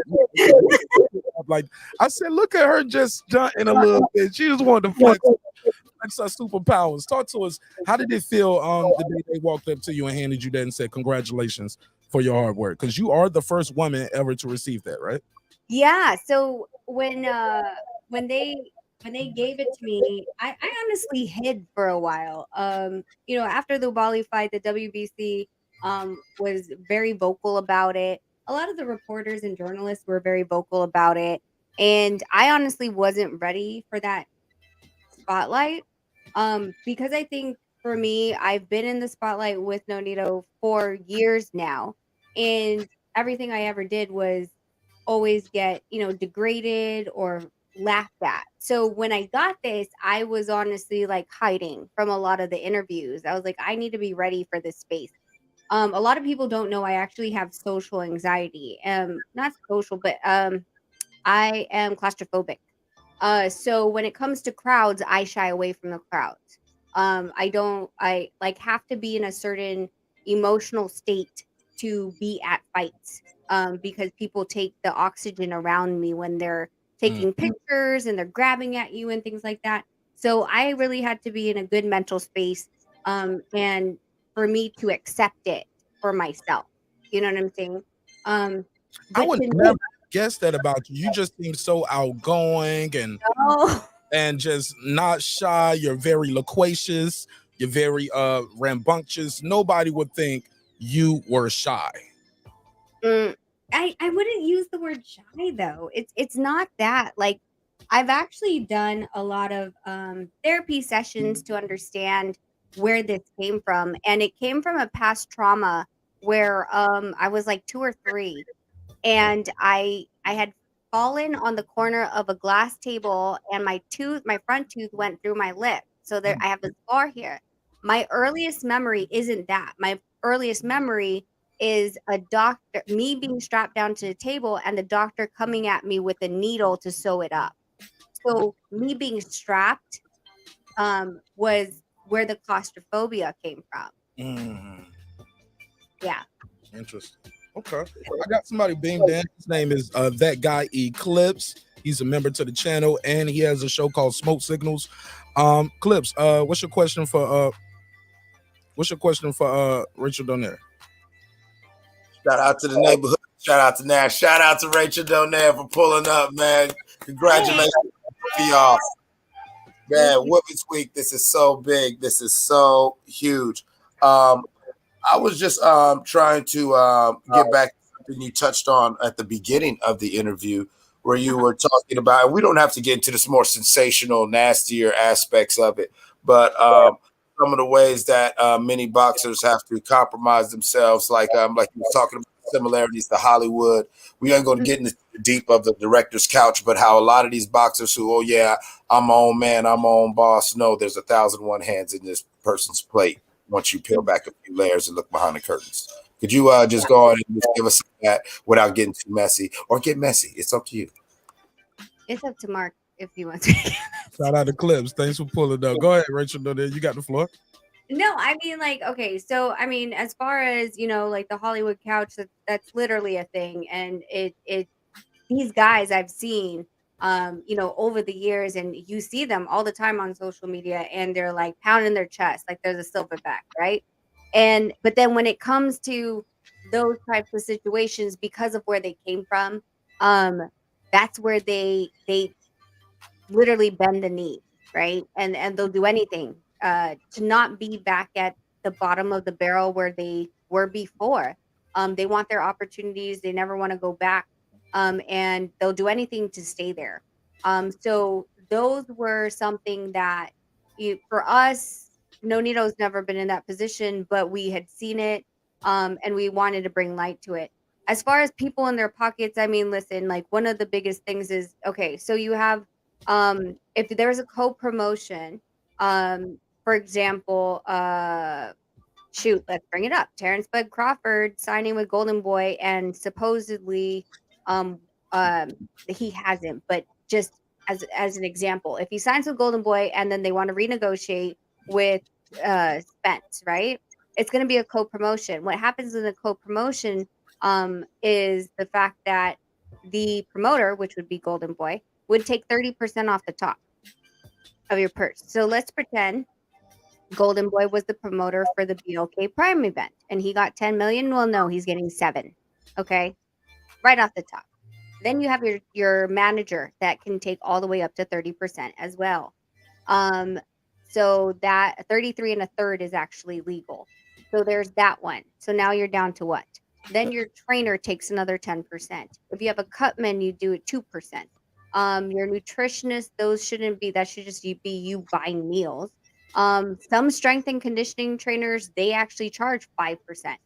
And then you still have your taxes on that. And if you didn't build in your training expenses, if they are accountable and non-accountable, meaning an advance on your purse or you have to pay it back, then the housing that you use for your training camp and your sparring partners and et cetera, you're also going to have to pay for as well. I'm glad you said that. Everybody wants to come to the fight on free tickets. Oh, right. I'm glad you brought that up. I did an episode one time, and Pudo was there with me, and we had a guy who does sparring, right? Mm-hmm. And he's like a professional sparring partner. He had an amateur career, but at this time, he just pretty much travels around sparring, getting guys ready for fights. Mm-hmm. We did a breakdown of how a guy could sign $1 million for a title. Yeah. You get $1 million, and how he ends up about $200,000 in debt. And people like, no, that's impossible. I was like, man, it reminds me sometimes of the music industry where it's almost designed to keep you in debt, where you got to do another fight. You need a loan from me. Mm-hmm. You know, I give you a loan, I'll float you to your next fight. So, Clips, did you have another question? No, actually, I was actually gonna go into those similarities, but you did a beautiful job, and I was just I just wanted to beam in and just show my support. And honestly, if you guys could keep chopping up about those aspects, the dirty side of the business, where people don't understand that you are getting taxed off what the contract says, and all them percentages. Yep. That ain't got nothing to do with what you're getting taxed. Like when you broke down the Bud thing, people like that was beautiful, Rachel. Yeah, you had the 30%, so that's already $7 million. Then you had at least one other person that get another 30%. Was entitled to at least 33 and a third. So that's another $3 million gone there. But he's still getting taxed on that 10 million. Yeah. On the 10 mil, correct. Right. Exactly. But we already just off the top, just using common sense, could figure out that he's coming home with just about 4.5 less than that, and he still ain't paid his trainer XYZ. Mm-hmm. Right. And then if you have any of the sanctioning bodies, guess what? You're looking at, I believe the IBF is at 5%. Oh, they went up. All right. Yeah. Oh, so go ahead, Clips. IBF 5%, and WBC I think is 3%, and all the rest of them are 3%. IBF is the highest. All right, Clips, plug your channel. I got somebody else. I'm gonna bring them in as well. Yeah, man. Smoke Signals, new podcast going on, man. We just have open conversations about anything that we feel like going, safe space for people to feel free and go ahead and communicate, network. And so, shout out to Breaking Beat, shout out to Mark Nash for pushing me to go on and getting out here in these YouTube streets. So we outside and as we say over there, you know what I'm saying, in the TP, puff, puff, salute. All right, salute. We got Lady Shan done them season. Hi. Hey, Mark. Hey, Rachel. Hey, Lady Shan, how you doing? I'm good. Just catching up on the interviews. Great stuff. So I thought, let me tap in. Hey, Rachel. Hi. Hiya. Got this question. Well, like a two-part. It's a bit strange. So You chopping up, Lady Shan. You chopping up. Chopping up a bit. All right, Marky. So, for instance, when you what would be your highest amount that you've paid for a camp, bill wise, and for which fight? And then I'll ask a jump off question after that, if you don't mind. Okay. Oh God, I can't remember which fight, but I remember early on we were spending at least so he would actually go back to the Bay Area, which we already know like is really high in rent. And we would have to rent out 2 houses. So I remember a couple fights ago before the pandemic, easy 30 grand. Jeez, 30 grand. And that was only for 3 go weeks. So if you make the camp longer, because I remember that one because what happened is we spent the money to be in camp for Ubali, and then COVID. Ooh. It was literally just 2 or 3 weeks, and we were, we go 12 weeks, so you multiply that by. Yeah, that's 3 6. That's just a lot. So with stuff like, for instance, with COVID, is there any way that you claim that back due to any type of act of God kind of thing? Well, yeah, I mean, so it forced us to really, it gave us the time, blessing of time to sit down and really work on the things that need to be worked on, right? As far as how I'm seeing fights, watching fights, working on mistakes he was making, and really focusing, giving him the time to heal as well. And then when it came over to after that, we were supposed to fight Ubali, and then he fell through. Then Nonito fell through, and Rodriguez went to go fight Gabayo. But it gave us another year to really obsess about Ubali. Like literally, that's all we thought about for a year and a half was Ubali. So it's like we knew him so well.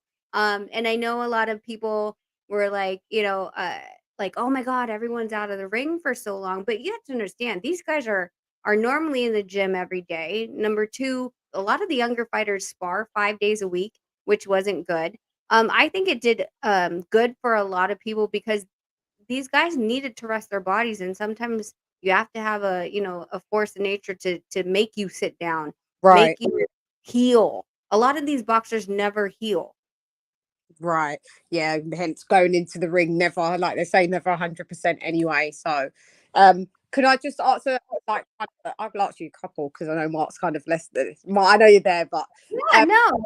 okay. So, so basically, I was watching I was watching the fight live of Beterbiev Yard, and I was looking at I was looking at pieces of the undercard, and there was like, there was, was it the new heavyweight? It's that Oma? Yeah. No. What's his name, guys? You know who I'm talking about. And his brother got defeated got knocked out in 5 rounds on the same card. Yeah, Carol and Moses. Moses was the one by 2 won. months. Yeah. Yeah.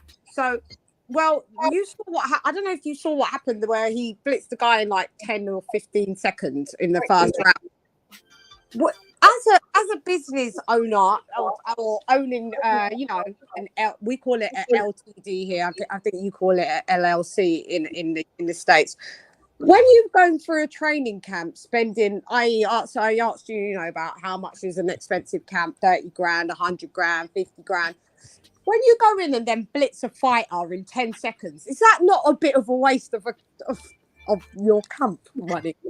You understand what I'm saying? Like, I mean, you've spent 50 grand and stepped into the ring and beat him in 20 seconds. Sounds like 50 grand spent well. Yeah, it is. You could see it. You could see it that way. You can see it. You can see it that way. But in this instance, Mark, the guy kind of, I don't know if Rachel, if you saw it, the guy got hit on the glove. It's a bad echo right now. And Rachel, I'm gonna mute you while you're talking. So They just come out and go back in, or okay. No. Mute. Well, I'll mute you while she's talking because that's what it's coming in through you. But go ahead, Lady Shan. Finish saying what you were saying. Yeah, it's just that the guy kind of literally took a dive because he got hit on the gloves and he went down and it was clear to see he got hit on the gloves. They called oxygen and everything for I don't understand why that happened. But I mean, so he never got back up. Things like that. I know you could say just in case, forget a dive, you just knock someone out in 20, 30, 40 seconds in the first round. You can look at it as money well spent, but isn't that just like a mad build-up of spending so much money to only be in the ring for 25 seconds? Do you understand what I'm saying?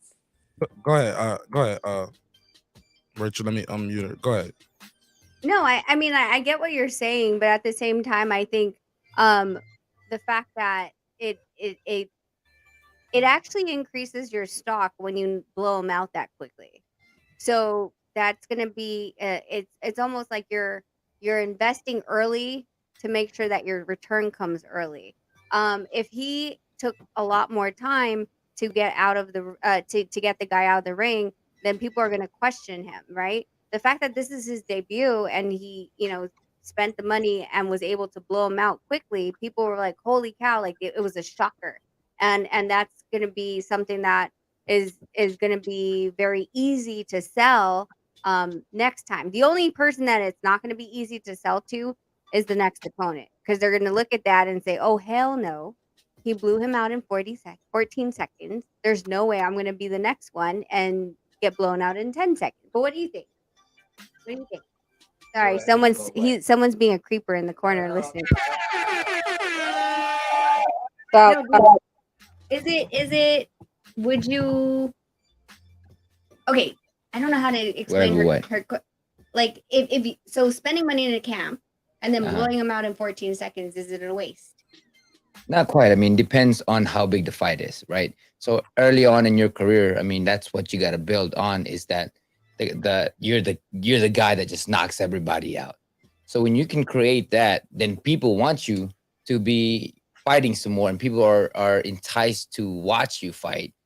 But later on, I mean, it's never a waste. A victory is never a waste of time. I mean, you work hard. You work hard for, say, for instance, I work hard for 12 rounds. And it could be a first round fight.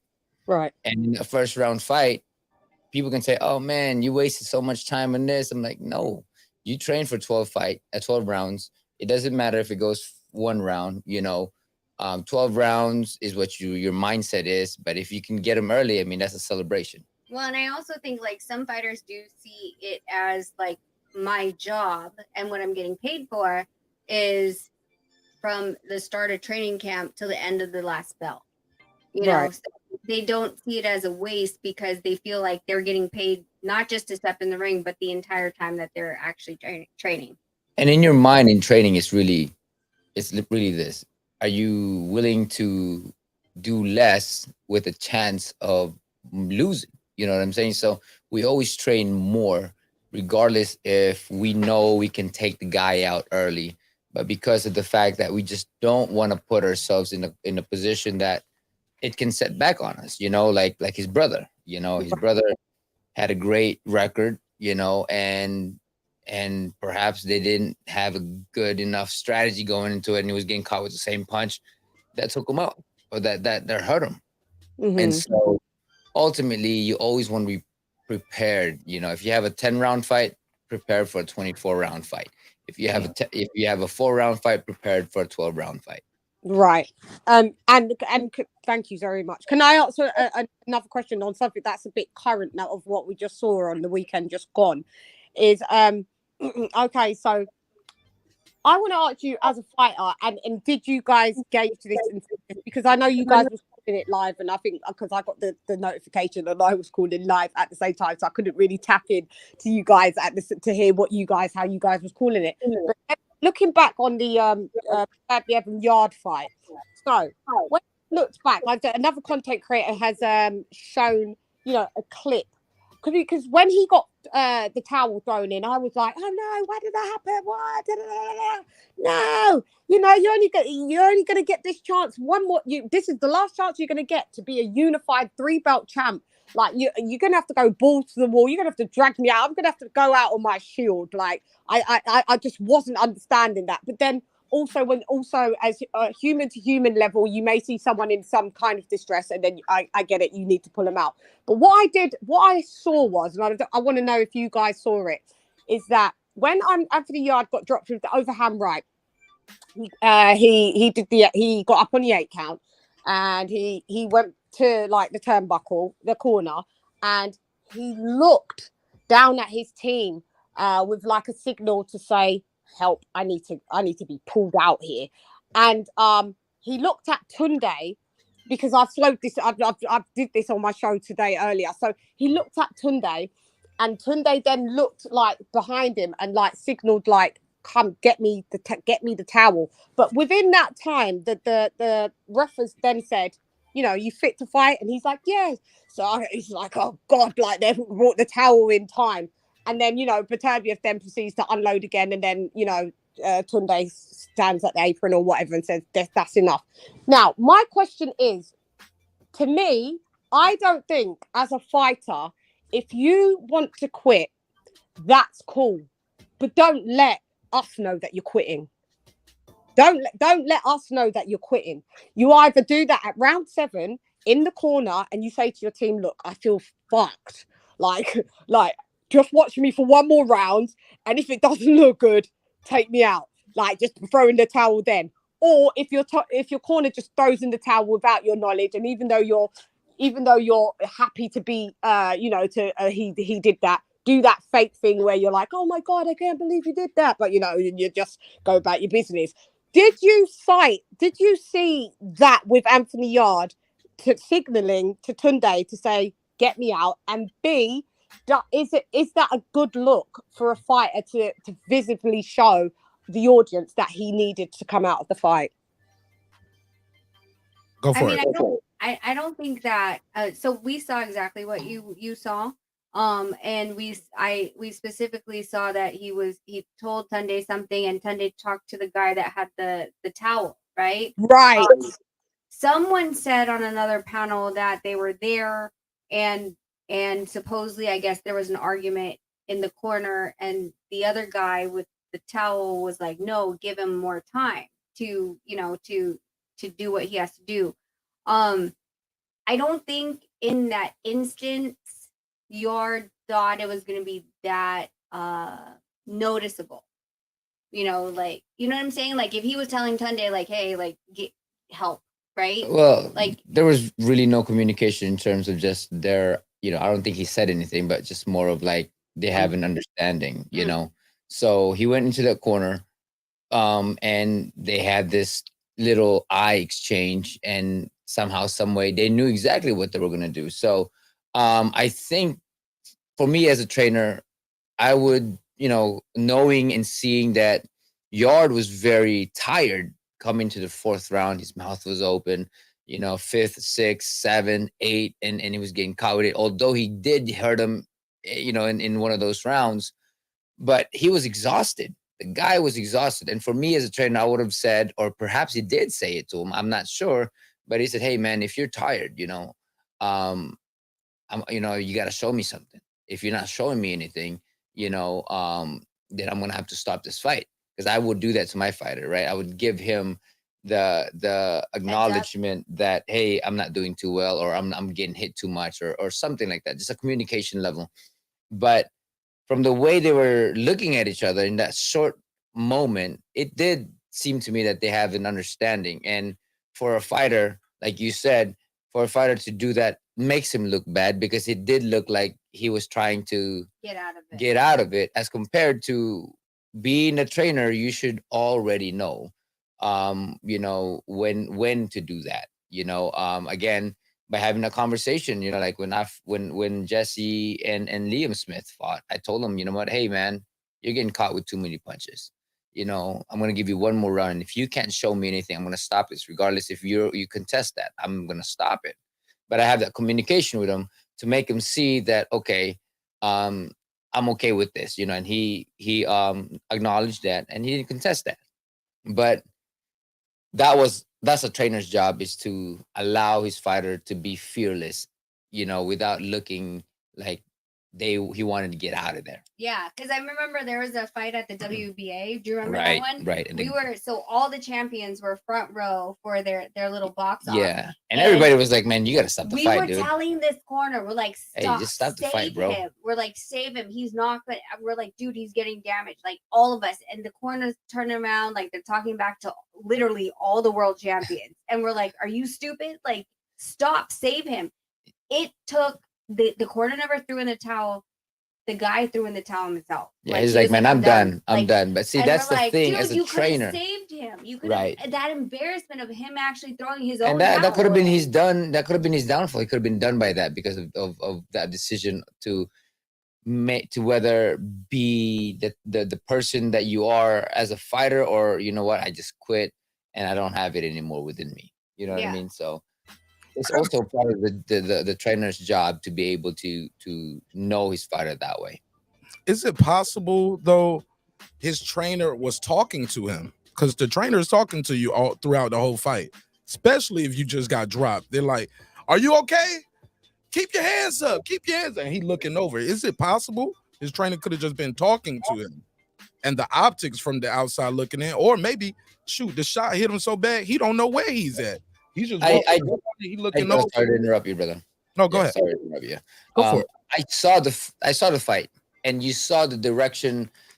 If that was the case, his trainer would never have come up into that ring the moment he got dropped. So there was already an understanding that he was going to stop that fight the moment Yard got dropped. Oh, the second time. Again, the second time he got dropped. Yeah, but when he got dropped the first time, he was already coming up in the ring. Oh, I didn't. And they had that little conversation. I'm talking about the last round, right? And they were having that conversation, or that eye contact, or whatever it may be. Yeah. Okay. Yeah. So I truly believe that they were already willing to stop that fight, because, or else your referee, if your trainer, if he was willing to allow you to go on, he would have told you right there and then on that floor, instead of coming up. Because when you do come up, it's already a signal to the referee that you want to stop the fight. Lady Shan, plug your channel before I let you go. I just want to conclude with what you're saying. You literally, it's amazing that you've just said the exact same thing as what I said on my channel previously, because earlier today I said, listen, when you're looking, I think that Yard looking at Tunde like to say help, he didn't realize that was still picked up around the masses, still focused in on that. That was something. I mean, when the ref talks to you, you realize that, all the cameras are going to be honed in on you, and every angle you've got the camera dropping down from the middle of the ring, everybody's going to be looking. But I think he didn't realize that just his body language of turning towards Tunde to say, like, help me, that people like us, people like yourselves, we picked up on that. And it's funny, I said the exact same thing. I just don't think he realized that was going to be picked up on, and for me it just looks pretty bad. But yeah, so shouts out to you. Shouts out to you guys. Thank you so much for answering that question. Okay, my channel is Comebox with Shan, Lady Shan. I go live every Mondays. I have special guests one day. Hopefully you can come through to the channel as well. You're more than welcome. Shouts out to you, Mark, for letting me come on, jump on the panel. Brilliant. Shouts out to all the members. Nonito, legendary in the building, and and shouts out to your gorgeous wife. Thank you very much, sir. Salute. Shout out to Lady Shan. All right. Yeah, man. I was gonna ask though. I'm glad you're here. How is it being able to be so hands-on and making this boxing business a family business as well? How important to you is it to keep it in the family? I'm sorry, I lost you. There you go. Say it again. I think it's a very important thing for a lot of fighter because you want to have people around you that you trust. Not just people around you trying to take your money. That's a big difference because your life is always on the line, and you can, to feel that they have your back, and without feeling like you got to look over your shoulder, it's a great feeling. And the very person that support me is my wife. She knows everything that I do, and I'm grateful that she loves the sport and she knows a lot about the sports. And to me, it's such a blessing to be with people that you can truly trust, man. I think that's one component, that allows me, because I already know how to fight. I've been fighting all my life, Yeah. But for her to have that different eye that she gives me when it comes to strategy and all of that stuff, and of course the strength and conditioning of her art, which is the taekwondo, which is creating great foundation. Fighters, you see a lot of fighters with little ass legs because they got chicken legs, and I used to be like that. It's funny, right? That's how I used to be because I never. My strength and conditioning. Oh, nobody likes your strength conditioning, but at the same time, they love your strength conditioning. Because it's funny. She's like, "Oh, we're going to only do 30 minutes." All right, But to her, like 30 minutes is already a lot. Like for me, I'm hurting already. And all these other guys are like, "Man, I don't know how you can do this in like an hour." It's you got to push all your everything about you. And one thing that she does with her strength and conditioning is it tests your mind, mental strength, because it hurts so bad that you're telling yourself, I'm done with this. I can't do it anymore. My body hurts. Your body's telling you, you got to stop. Some people want to throw up. There's a couple people that threw up, and all of that stuff. But this is why we're so strong. All the people that we train is so strong mentally is because we push them.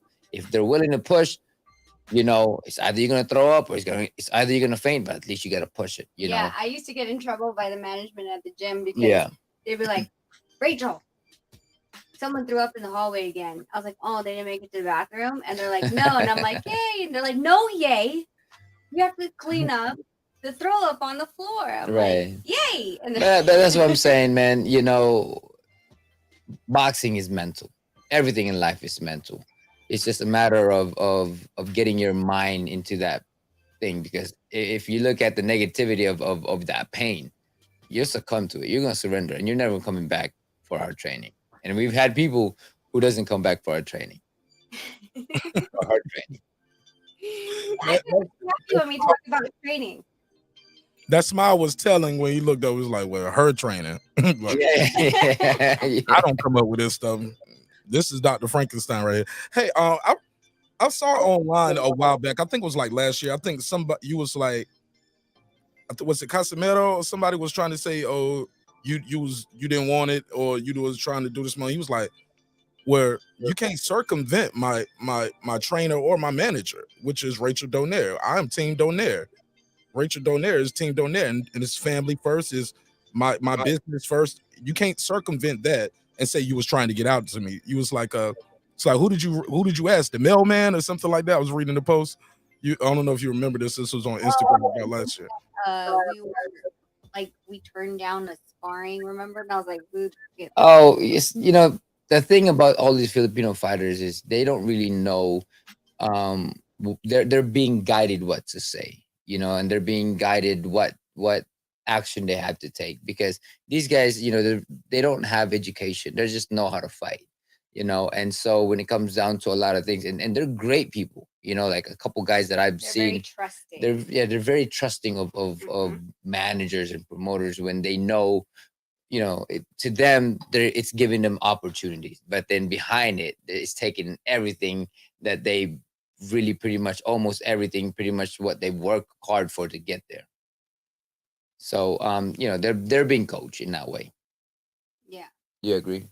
Oh yeah, 100%. And like that's the thing is, what's interesting to me is like, if you go full circle of where that was when we were arguing with, Team Casimiro, they, we're the ones that helped him, secure the last fight that he had. Like it came full circle because we realized that he was, he didn't understand the game. When he asked Nonito for the bout contract, and we're like, we don't have your bout contract. Yeah, it's You like didn't get it from comes the from the promoter. promoter, and the promoter told us that they sent it to you guys already. Yeah, so for us, we're like, how do you not know that this is the process? You know, he was a world champion at that time, and we're like, how do you not know? And so at that point, we made it a point. We put down our ego and pride and said, hey, he's reaching out for help. We need to help him.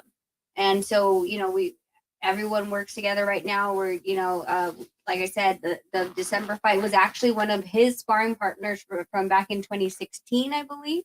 Yeah. And a really, really good friend of ours from Japan that wanted to fight him. So she made it happen. made it You know, happen. they got the managers and promoters together, and she, you know, she allowed them to talk and made the fight happen. Yep. Were you in that situation, Rachel? Were you considered the booker on that booking agent or something that we was talking about earlier?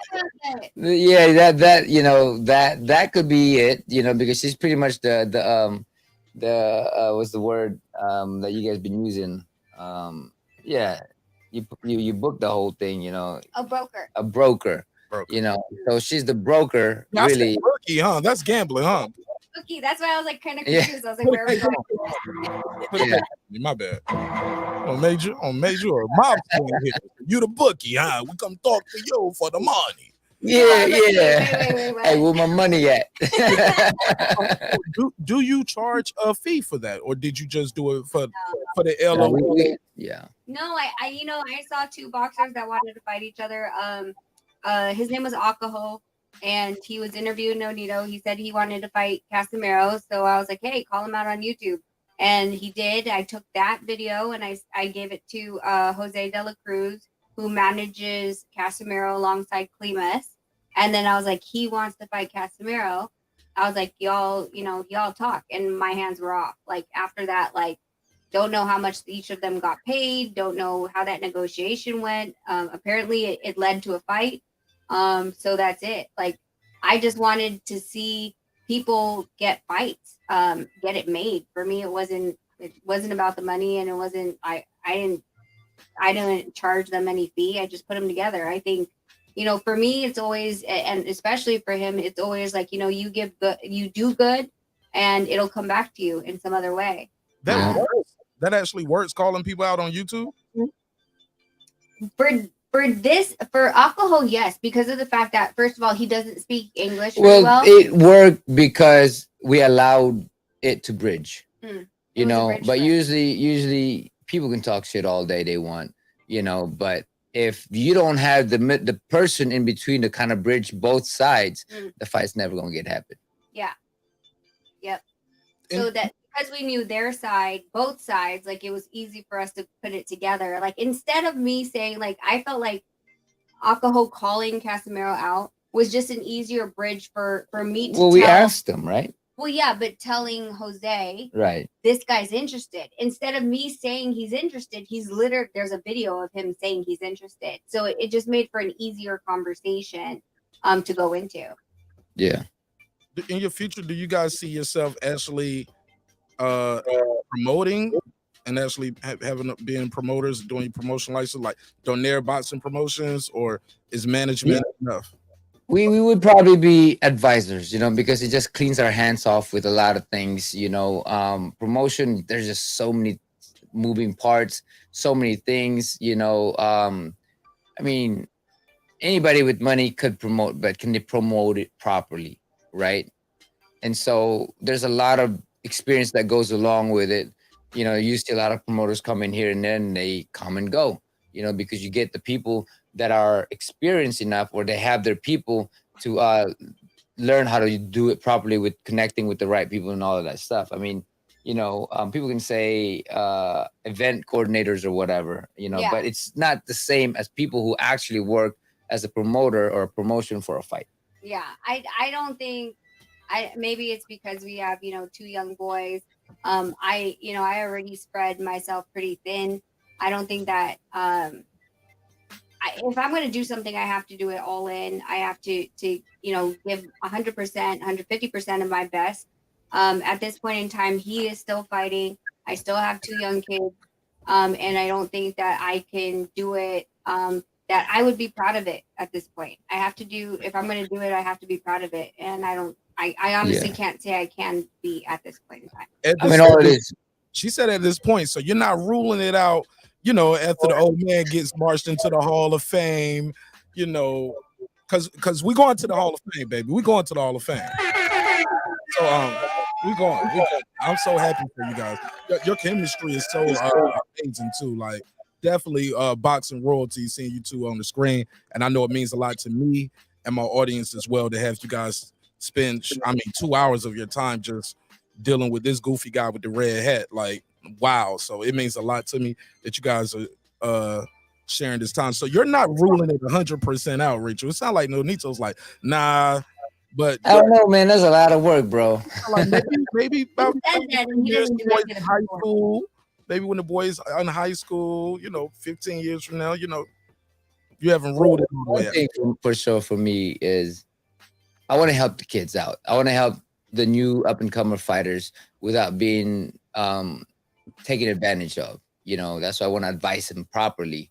You know, I want to help them out with contract, or she'll help them out with contract. But I want to guide them and allow them to get to the top without being, I guess, taken advantage of. You know, so that's what I want to do for the fighters. And if it comes down to that we create a bigger empire in you know, in our name, and we can create something like that, then yeah, that might be a possibility. But one thing for sure for me is I do want to help the fighters out. That's one thing that I believe in.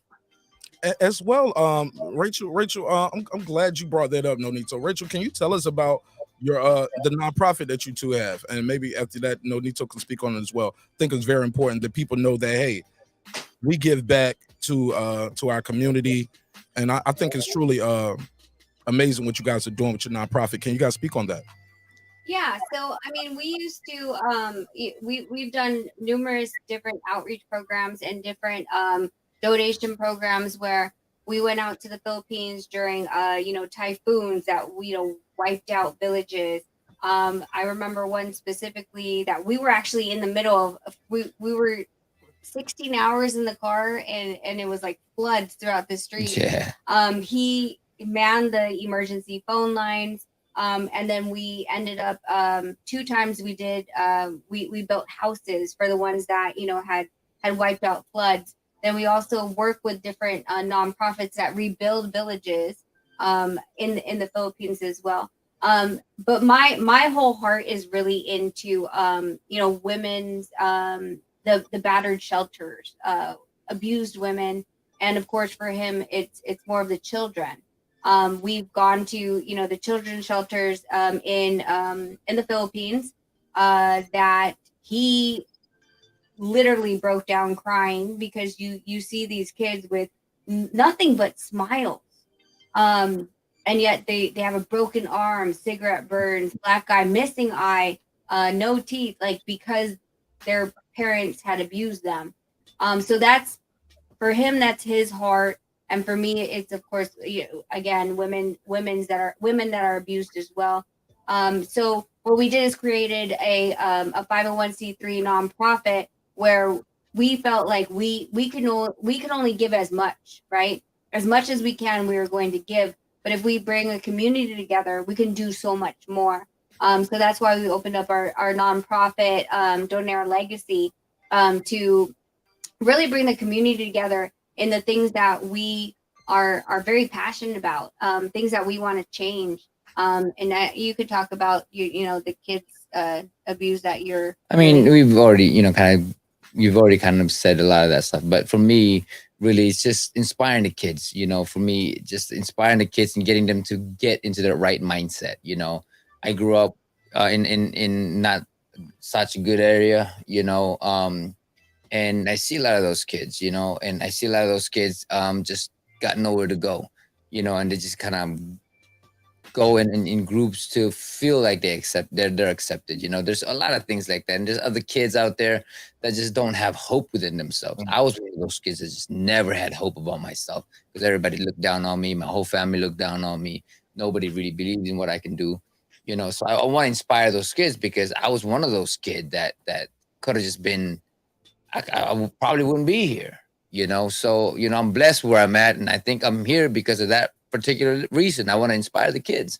I want them to know that they can be who they can be, you know. They can whatever they want to be.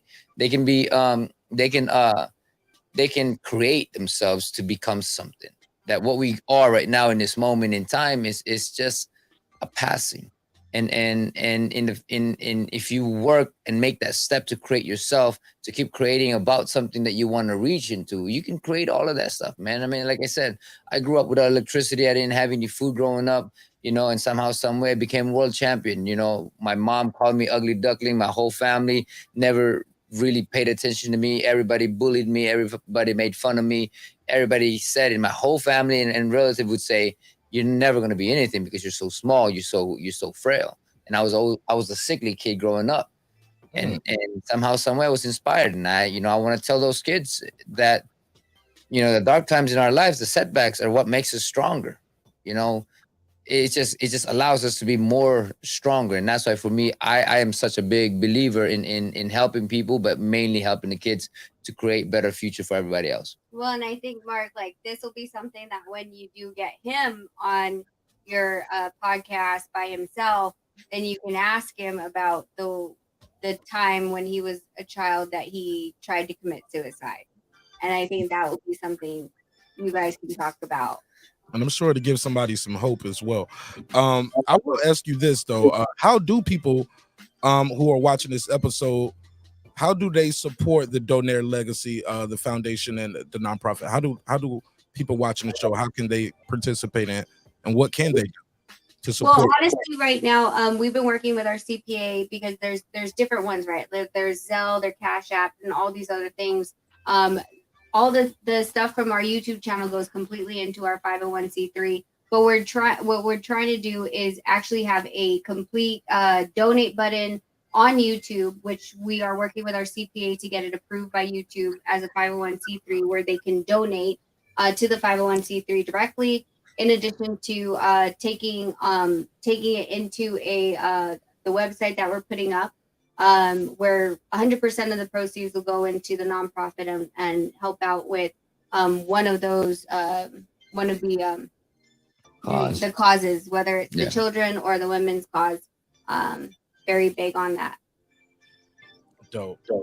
When I end this, I'm gonna show you something. I remember we spoke one time offline about it. I found something that might can help you guys. So, and I'll just share my screen and show you at the end for what you hit me up about. I want to ask Nonito this. I don't want him to take over the interview because this is all about you, sister girl. It's all about but I got it. She's pulling me in. I was like, no, I'm just in the back listening to you guys' conversation. Creeper, though. No, I wasn't being creepy, man. I just came in. What are you talking about? I'm just like.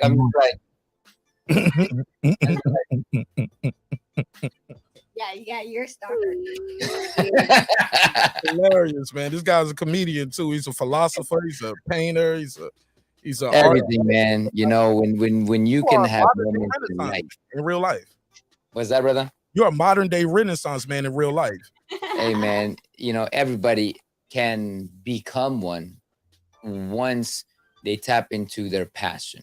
You know, when a man gets into the passion is when the man starts paving that way to, I guess the word would be what's the word? Enlightenment, but happiness and I guess fulfillment. Because in life we try to find those moments in life to find that fulfillment. You know, because we always try to get in the moment to be happy about something, but then at the same time, the back of our head is trying to make us not happy about something. So when a man can become passionate about life is when he paves that way of fulfillment, fulfilling his need, fulfilling his joy, fulfilling, I guess, finding that peace. The philosopher. Hey, you have to trademark that because he's about to put it on a t-shirt. It's all right. It's all right. There you go. The wheels turning. Hey, what inspired you though to get out of that? You talking about, hey, look, I was a kid in a very dark place. Without giving us that one story that we're gonna talk about, what inspired you that you was like, man, that pulled me out the mud? Like, who was the Nonito Donaire for Nonito Donaire? The funny thing is, Nonito Donaire was never for me. It was always for everybody else, you know, until I met her. and she allowed me to find myself. She allowed me to grow into the very person that I'm supposed to be, a person that I love myself, because I hated myself. I hated boxing because I thought my dad forced me to do it. A lot of that stuff, just a lot of things that we dislike. But then when you really go deep down, once you find that that's clogging up the flow of the energy and joy of particular things that you've been doing for years, then everything just starts to make sense, and then everything just starts to flow, and you start to feel that love upon yourself. But it takes a lifetime, man. And for me, I would talk bad about myself all the time, and it came to a point when I met her and she allowed me to grow, and in our turmoil in our relationship for a while was not that great. And we'll talk more about that, our relationship, where it went downhill, and I had to make a choice whether I got to grow up and learn to love myself so that I can love her more, and see her, because for me, all the people around me, I never really saw because I never saw myself, But when I started seeing myself is when I started seeing her. I started seeing my kids. I started seeing people that I care about, but because I started to care about myself. With Nonito, is it safe to say Nonito Donaire would not be where he at if it wasn't for Rachel Donaire right now? I would say 1,000,000,000%, 100%. I would never been, because the funny thing is, let's go. When I met her in 2007. You said I was a bitch. Yeah, you were. Just saying. But she was an attractive bitch, but at least she was a very positive light for me. I already told my dad I was gonna quit boxing. And I already was a world champion. I just got done beating Victor Archinian, and I told myself I was done with boxing.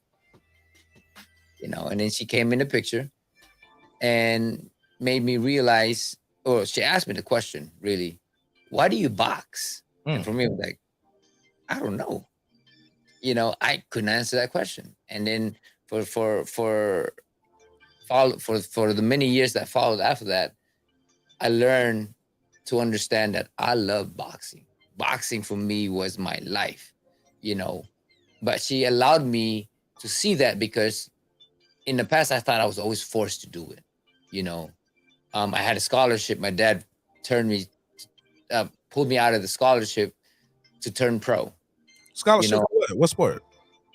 For boxing. It was the Northern Michigan University. They usually give out scholarship, and they were giving me the scholarship for that. And my dad is like, no, you're turning pro. Wow. I didn't even know they did that in North Michigan. Yeah. So they still do that, I think, it was like that since I was an amateur. So I'm pretty sure they still have that program. But yeah, I thought I was always forced to do what boxing was for me, until that moment that she asked me that question, and I wanted to answer that question. And when I answered that question, I fought everybody, and I enjoy every moment of it.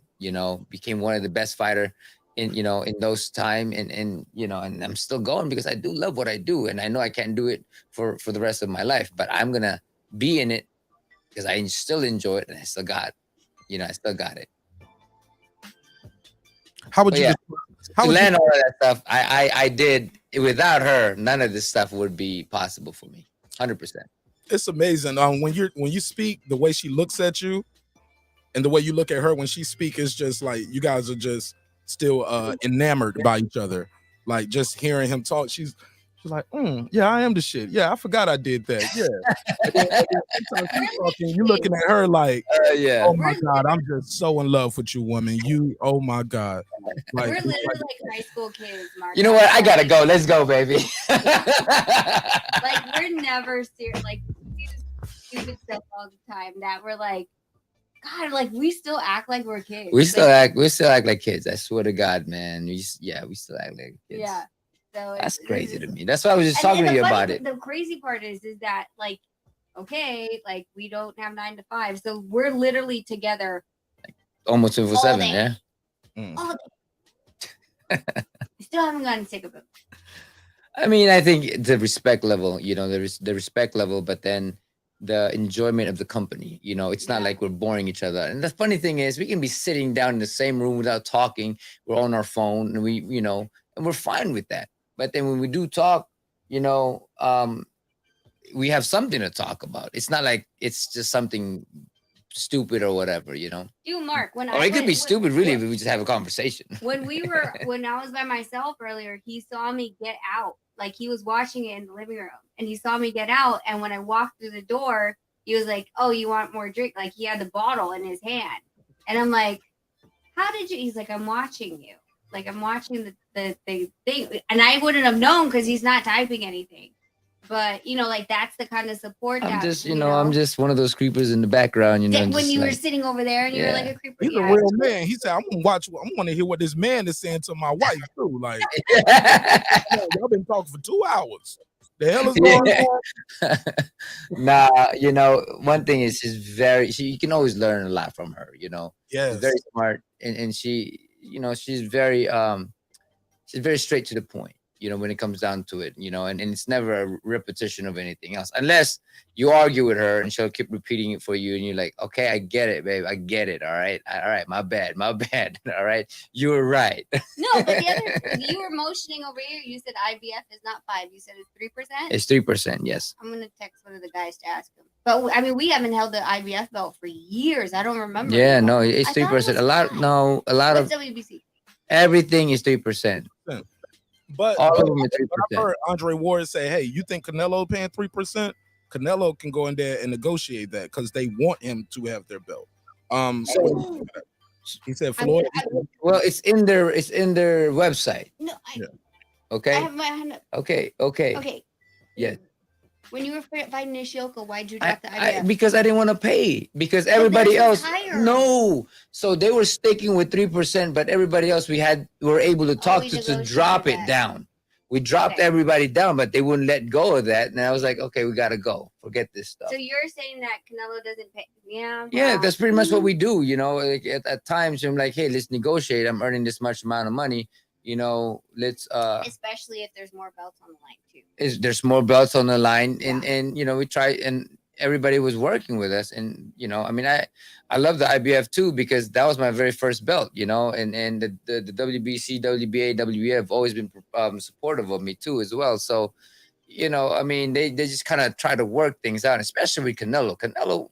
If you're looking at 3%, man, Canelo's gonna be like, you know what, I'm dropping this damn belt. But if you're like, hey, you know 1 million here for that, and they're like, okay, yeah, whatever you want, Canelo, Oh, that's your IVF. The IVF is the red one. So that one right there. Yeah, that one over there. Yeah. So that's all I'm saying is like they they work with it. They work with it. So especially again 3 or 4 titles, right? They definitely work with you, right? Yeah. How would you describe your wife's trainer style? Like, I was trying to get her to make her Mount Rushmore of trainers. She wouldn't do it. She just like, I like Robert Garcia. That's about it. She like, no, I said Robert, Stuart Hill, Sugar. Well, I put Stuart and Sugar in the same. Kenny and your dad, and Robert. That's what I said. And each of them have their own different, different styles and different things that I've learned off of all of them. Really. Yeah. Who are yours? I mean, Robert definitely, he's a good friend of mine. When it comes down to strategy, I think that this girl has a lot to offer. Trainer wise with mitts and all that stuff. Robert's a great guy and great mind. And the thing is, he's such a leader in that corner. He's very calm, he's very composed. He'll lead people, and he'll get them according to how he wants things to be positioned or how they're going to feel, because sometimes it gets rough and Robert will calm everybody down and everybody just kind of follow through, let's see. I mean, Emmanuel Stewart was, but that's late Emmanuel Stewart. So the guy would be Sugar Hill, who kind of learned the training, the technique and all of that stuff. I would say, who else do I know? I mean, my dad is really good at when things. Him and his dad do mitts. Mitts wise, he was really good at mitts. Like sometimes he's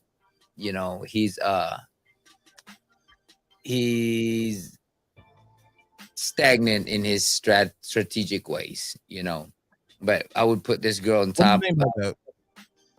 Pardon me? What What do you mean by he's stagnant in his strategic ways? Like he'll look at it like the old school and never change any kind of thing, if it's this way, it has to be done this way. With her, she look around everything else from foot placement to everything else. My dad was always on the top because that's what you do, right? And every fighters and trainers would always look at the upper body rather than seeing the whole thing, the whole picture. So for her, she's very smart when it comes down to that. I mean, there's a lot of trainers that I respect and I thought are very, very Kenny, yes. Kenny at his best was tremendous trainer. I mean, there's a lot of trainers. I mean, Kenny who? Kenny Porter? Adams. No, Kenny Adams. Kenny That's Adams. one of my trainers, and he had 28 world champions. You're Wow. 29 or you're 20? I was a 28. Yeah. Yeah. So, Wow. I mean, there's a lot of that stuff. But this girl, when it comes down to strategy, she's very smart. She just can't hold mitts. She told us a story. Go ahead. Well, he was watching. We heard you say- she said, you trying to, she might have to put a case on you. The way you throw those hooks while she holding the mitt, she was like, mm-mm. She's not gonna hold it because if I'm mad at her, I'll be like, "Oh, my bad, baby. I'm sorry." We were training. She's my trainer, and my hand slipped. Do you see that stuff all the time, man? And she got a big old black eye or something like that. I'm like, that wasn't me. But I could hold for you for jabs and straights. It's that hook that scares you. Yeah. When I go all out, then she can't hold it. Even the jab, you can't really hold that much. Yeah, because I mean, the jab and straight I could step back. It's Yeah. the hook that if I'm turning into well, a your lot of hook- people say, all the trainers that I've trained with, they say that I just hit different. Like the way my punches hit is like it's penetrating. It's quick, it's penetrating, and it's just different from a lot of fighters. Yeah. That's great for me coming to hold. from Kenny Adams, that's coming from Salas, that's coming from Robert, that's coming from all the guys I've trained with. It's just your power is different. I don't know what it is, but it's just different, Because technically, your trainer doesn't have to wear the body shield. They don't have to run no miles with you, sit in the sauna with you. They don't have to hold the mitts. They just need to see what you're doing and say, hey, grind that cigarette. Hey, you just snap the jack. Keep your hand, like, right?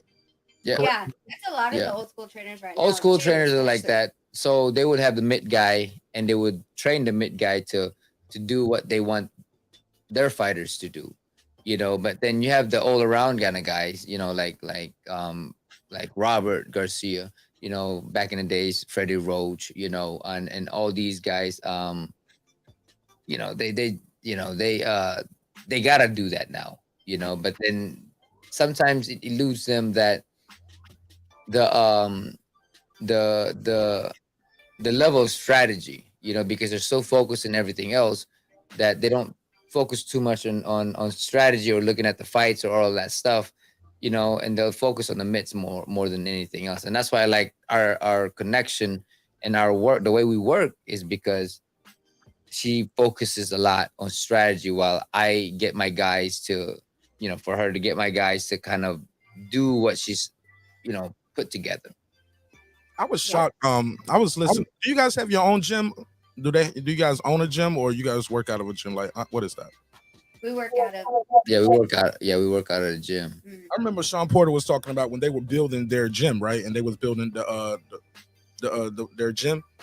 He said we were gonna put the speed bag in there, just to put it in there. And his dad was like, Sean, you don't do the speed bag. You know what I'm saying? He was like, well, I just thought put it in. It's a boxing gym. So Yeah. he was like, no, only put the stuff in here that we're gonna use.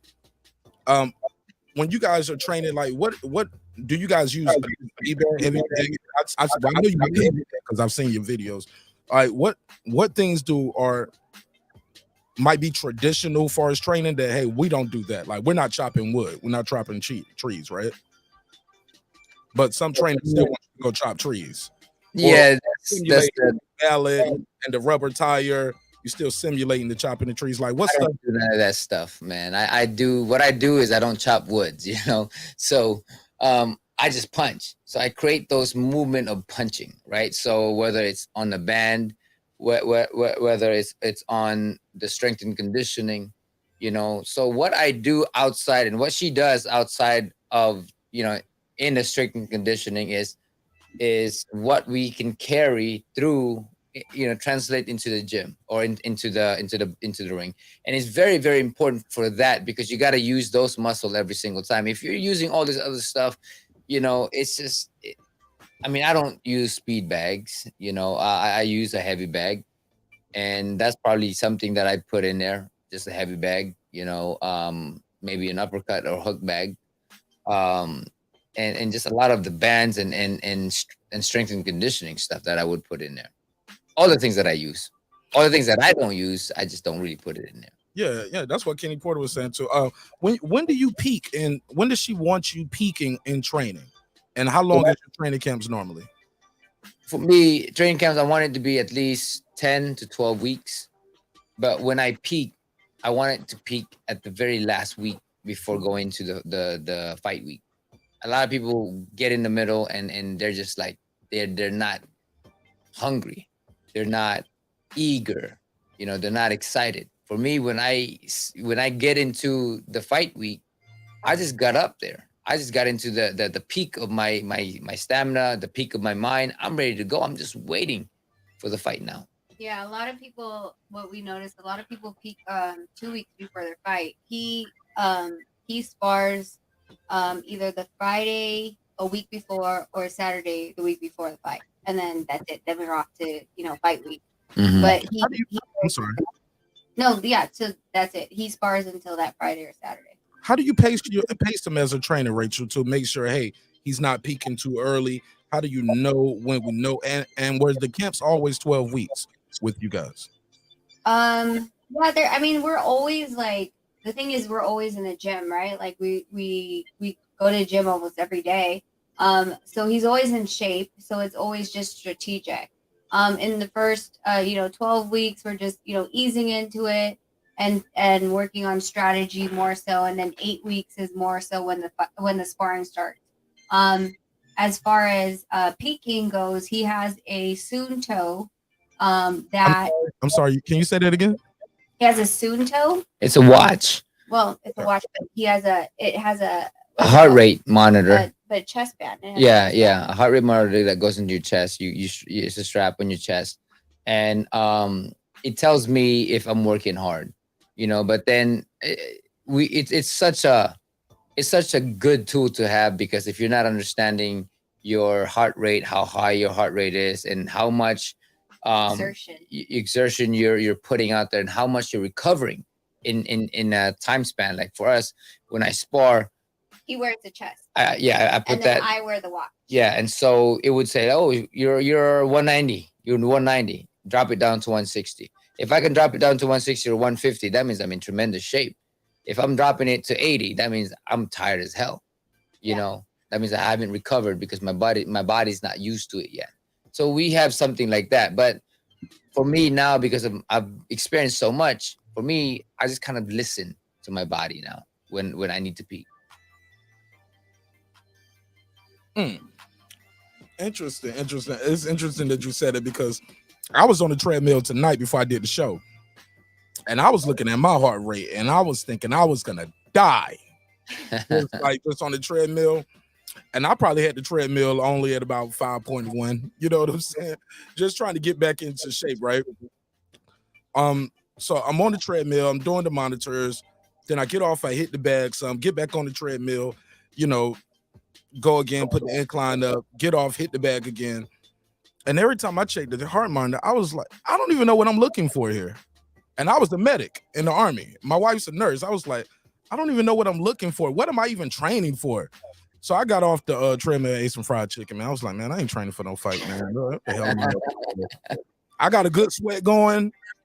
I felt good when I got off. I was like, that's good enough for me. But how do you know where you should be at for the fight? Like I'm still trying to figure that out.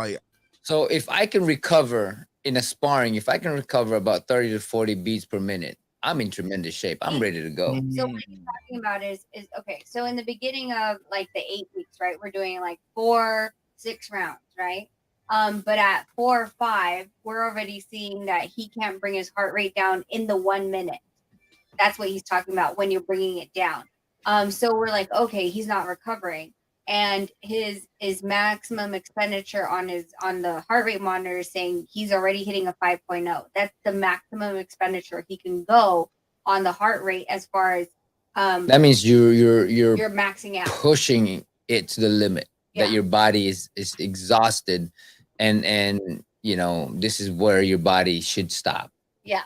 So we see it as, if you're supposed, let's just say you're scheduled for 8, but at 5, you're already at 5.0. You're only bringing it down 10 beats per minute. You're not in shape for an 8 round yet. So we'll bring it back down and we'll be like, oh, nope, we need you 100% at 6. And we want you to be hungry for more, right? And then we'll keep playing with that and then we'll add more sparring. We'll, as the weeks progress, 2 more sparring rounds. So 6 to 8, 8 to 10, 10 to 12. And when he hits that where he's supposed to be at 5.0, his maximum of what he can do, that's where it's supposed to be at 12. And in between all those rounds on those 1 minute, he's supposed to be able to drop his heart rate 30 to 40 beats within that 1 minute. So when he goes back into the round again, the new round, he's back to not resting, but a lower heart rate, so he can expend more energy. So we watched that based on, I don't even talk to him until he brings it down. I'm like, listen, we're 20 seconds in, you only brought it down 20. I need 10 more beats down, and then I'll start giving you instruction. Like, I need him to focus on bringing his breath down to an even pace. I feel like that's a lost art in a lot of the boxing. You saw like someone like Yard literally like huffing and puffing. Well, they don't know. Round 2, he was huffing and puffing. They don't know how to breathe properly, and they don't know how to calm their mind, their heart rate. So there is a breathing technique that allows your heart rate to calm down. I'm not telling everybody though. I'm just playing. Like, you gotta come to Team Donaire and get trained. Yeah. How hard is it to get him to be serious doing training camp, Rachel? Because is he over there trying to kiss on you in between a little bit? Is he playing around? I'm too serious, man. It's the funny thing. You ever serious, No, man? Yeah, I am so He serious. doesn't even have music. Like, I don't do music. You don't do music? No music. If his time is 11:30, because Boring camp. Seriously. Boring camp. He just want to hear the sound of the Look, band. this girl right here, when she's getting ready, doing whatever, music or bumping all over the place, right? For me, there's no music. No music. I want to hear my thoughts.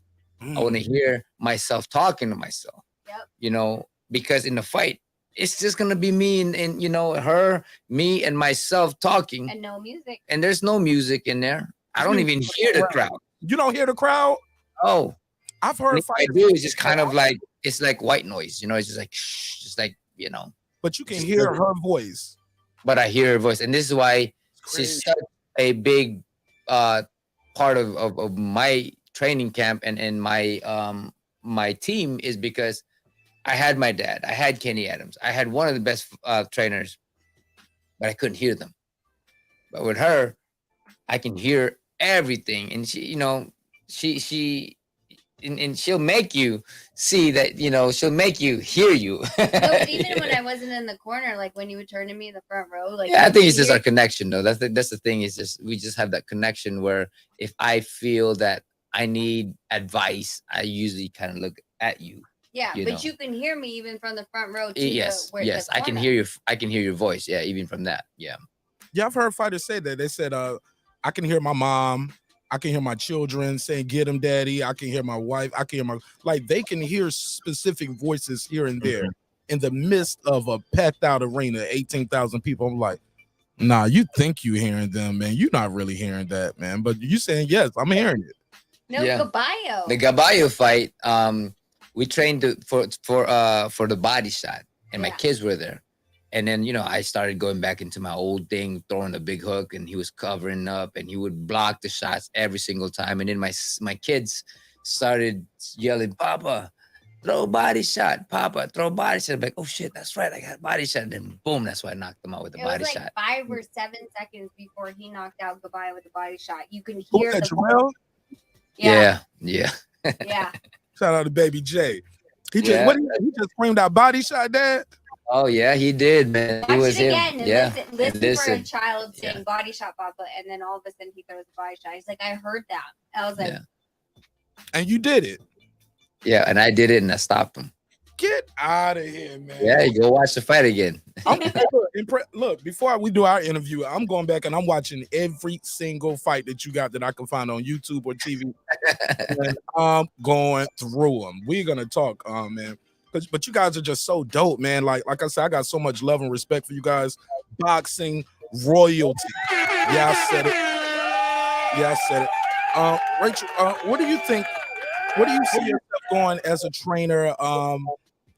And get you on that ballot in the Hall of Fame. Like, where do you see your career going? Do you even have aspirations that high? You like, yeah, I want to do that. I don't want to do that, or like, yeah, Mark, I'm going to the Hall of Fame too, as a manager or as a trainer. What do you see your future? I don't even look at that. Like, I don't think that that's one of the things that will drive me to do the best that I do, because I just do the best I do because I love doing it. And I think like I feel like if I start to look at stuff like that, then I might lose sight of why I'm doing it.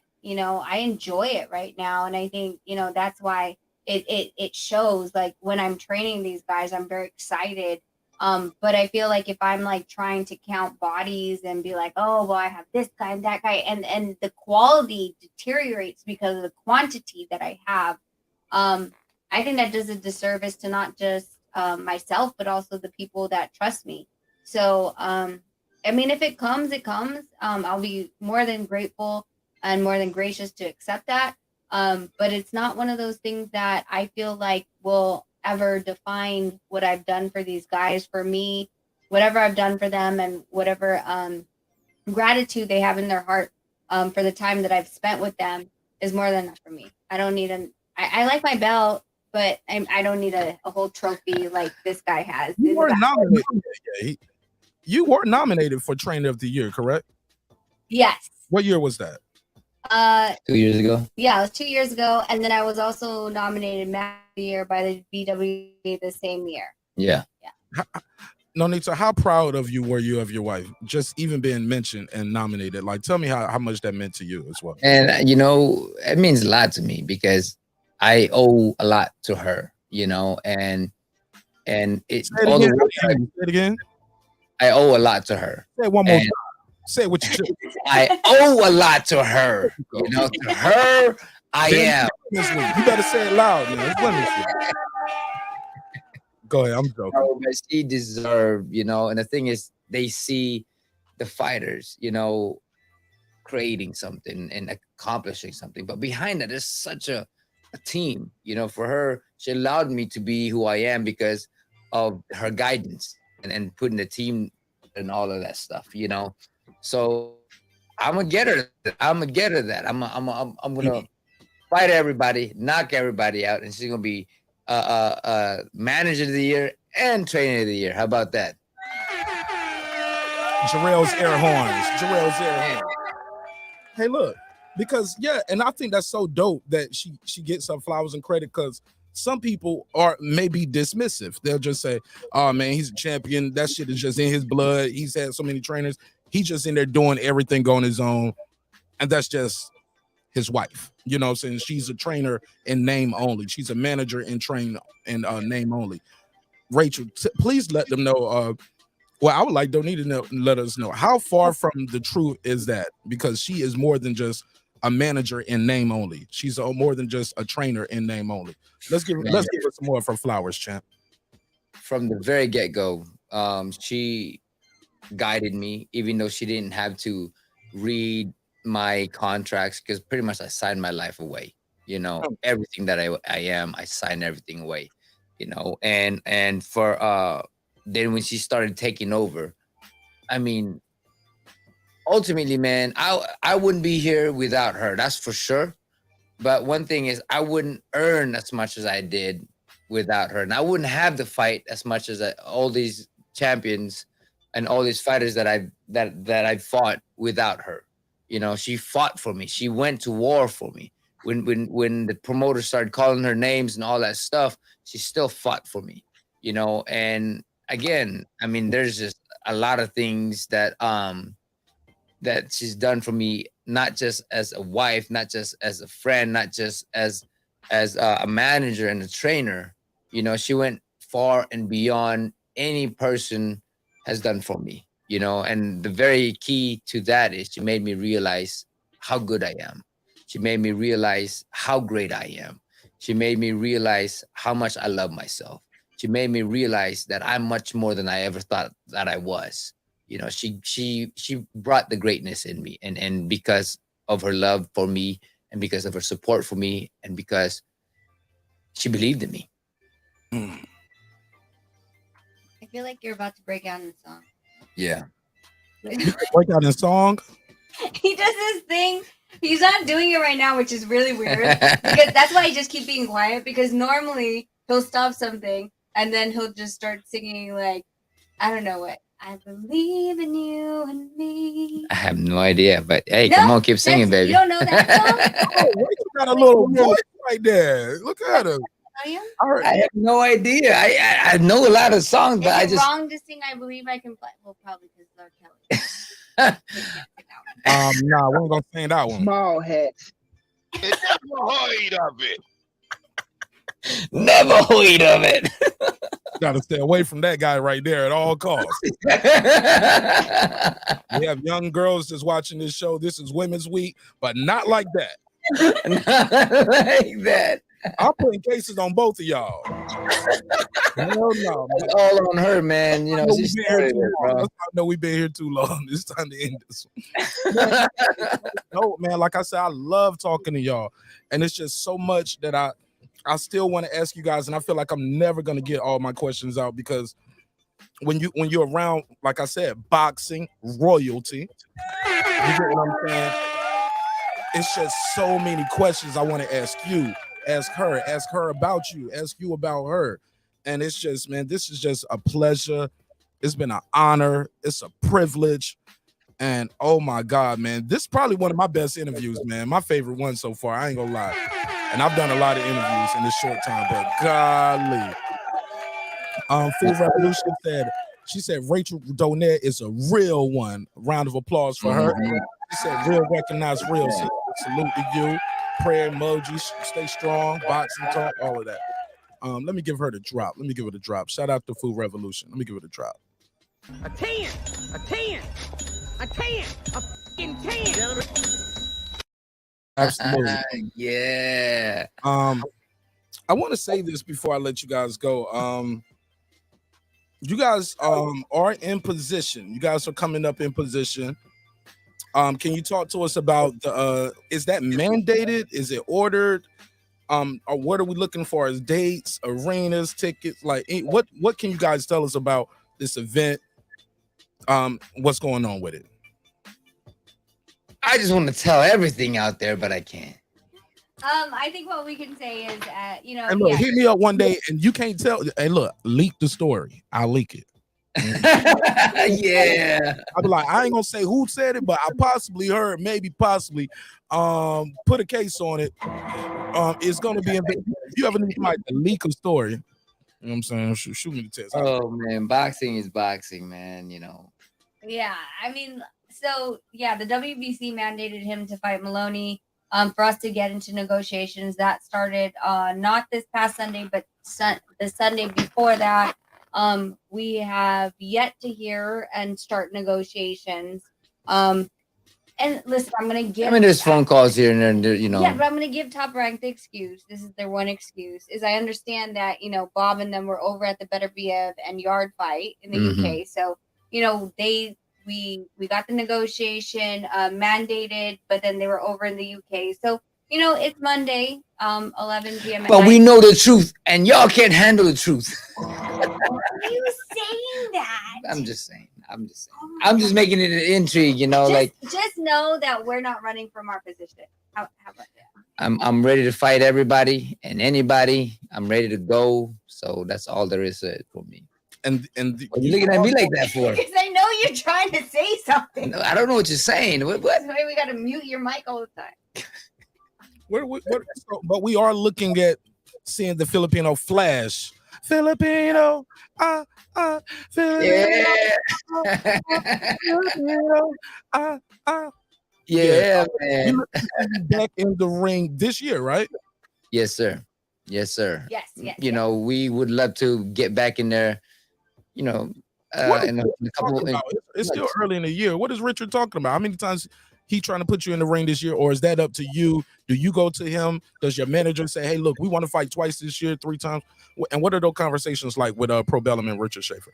Well, I would usually go talk with Richard, or I would talk to her and she'll tell Richard about that stuff. But I'll be like, "Hey, I want this fight. Do you think we can make this fight happen?" Boom, knock the guy out. Hey, do you think we can make this fight happen?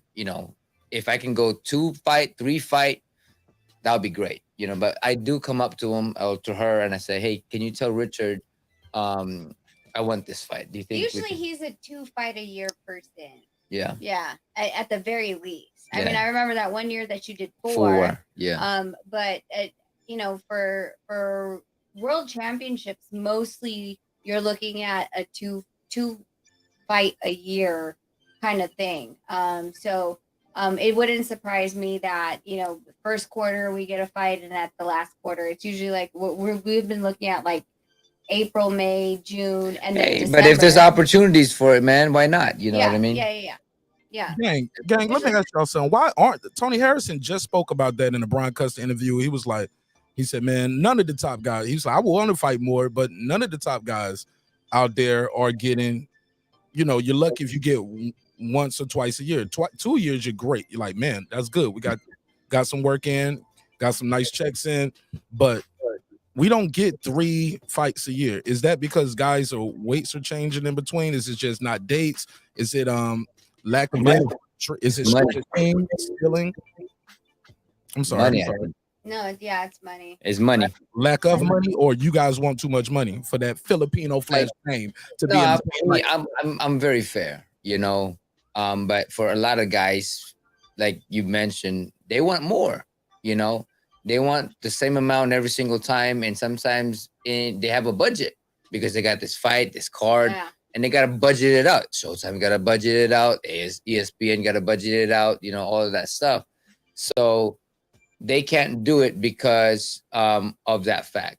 That the budget might go over or whatever it may be. But also, people want to get paid more if they're fighting Filipino flash. Nonito Donaire. 100%. Like I'm not getting If I was normally getting 25,000, I'm not about to go in there and fight this 4-division champion, future Hall of Famer for $25,000. I'm like, give me 30. I'll push it a little bit. They'll ask for more than that. No, I'm being facetious, of course. Because I want 50,000. I want 75,000. Like, I'm not about to get beat up and knocked around. You know what I'm saying? By Nonito Donaire be on his highlight reel. They playing it at the Hall of Fame. And I'm looking crazy. My jaw going one way, face going the other way. But they're going to play the highlight reels at your Hall of Fame. Oh, yeah, man. I'm not doing that for $25,000. Have you ever felt like somebody priced themselves out for a fight with you guys? Without you don't have to say the name. There's a lot of people that price themselves out. I don't even have enough fingers at this point. I think everybody priced themselves out. In the sport, or you talking about against you? Just against us. Like let's just put it as blatant as damn possible. Nonito, it happened in the last fight. We all saw what happened. It was a misfortune, right? And you would think that what would happen after that fight everybody was would be people would calling out. knock on Nonito's door and saying, I want his name on my record. Nope. No one wants to fight us. Nope. This is absolutely ridiculous. I honestly thought, I was like, hey, maybe it's a blessing, like maybe it'll open up and people want to fight me. Want to fight him. Nobody wants to fight him. And when they say they want to fight, they're asking for life insurance money. Everything. Life insurance money. What? Life insurance money. Hold on. Somebody said, he gonna kill me in there. You gotta take care of my family for the rest of their life. pretty much. Like retirement check. They need the It's retirement crazy. check. So that's, we hear it a lot from Richard that, hey, this is how much they're trying to get from you, and we can't make that much amount of money for to pay him. How do you where's the checks and balances? How do you just got to trust Richard? Is it in writing? Do they send your manager a copy of what we offered? Like, how do we do checks and balances to make sure the promoter is actually doing it versus, hey, look, man, I tried and that's it. Bye. I'll talk to you next week. Like, do they have to send your manager copies of emails or any kind of communication to show, hey, we did try? Or am I just thinking too much like the music industry? Like, no, Richard, like we Yeah. pretty much with Richard, like it's an open communication. Yeah, we're like, very we trust Richard a lot. I mean, a lot of things that our relationship has just been just incredible trust when it comes down to it. From different promotions saying that, hey, this is what you should be fighting for. I don't know if your promoter is telling you that this is it or they've taken money off of it. And Richard just said, even before the other promoter was saying that this is what they were paying me, Richard already has said that to me. So he's never hidden anything from me. And I've been with him for many years now, and he's never, if they needed to do something, he'll ask me for it. He'll get me for this because of this people or that people. So there's always that communication that's open with Richard. And this is why I stayed with Richard, is because from the get-go with me and him, we just had this trust, and we just had this transparency, and you can never find that with anybody else. Yeah, there was a lot of other promoters that were very shocked that we knew a lot of the numbers that I feel like in the game normally isn't that black and white and that transparent. Like, Richard told you, and we're like, yeah, and they're like, oh, okay. So like for someone to say that to us, we're like, God, like, how bad is it out there? Because for me, and I've worked with without saying the promoter name, like, give us something that, like, an example, because like I said, a lot of people here are trying to learn about the sport. They're fans, but they want to know about the business without saying what the promoter was. Can you tell us something that Richard gave you guys information on that's like, hey, normally you don't even get to learn that stuff as a fighter or a manager? So just so we can learn about the business. Well, for what I've known, and she's known a lot of this stuff, and she's known more than me. But from my experiences with different promoters and different fighters, they would say, and this goes with manager and promoters, they would say, if my promoter is the guy that's giving me to the promotion, right? Because he's lending me to those promoter, they'll talk, right? And say, oh, we're giving him 2 million, right? But well, I'm the promoter, and they'll come back to me, oh, you're getting 1.5 or 1.3 or 1.1 or whatever it may be, right? Things can go like that. And I've seen it in many contracts, or seen it with many fighters who's been through all of that kind of stuff, that promoters will, I mean, why do you think promoters, without promoting, but then they're still making money from their fighters, without even promoting their fighters or putting an event, is because when they put their fighters in there, they're taking a lot of that money, and they say, hey, look, promoters are saying, oh, you're getting 5 million, and then he goes back, hey, you're getting 3 million. Is that okay? Maybe I can squeeze in 3.5 if But I also need my 30% of promotion fee from your side. Well, they don't really take the 30%, at least not for me, but remember that one that we saw that we know about? Oh, yes. There are promoters that are like that, yes, but I've never experienced that for myself. I know, but I'm just saying, things like that could happen. They'll tell you the negotiation is like, oh, it's 5 million, and they're like, oh, you're getting 3 million, but you know what? I'm gonna work hard and I'm gonna get you another 500,000. Is that cool? And they're like, oh yeah, that'll be great, man. I appreciate that.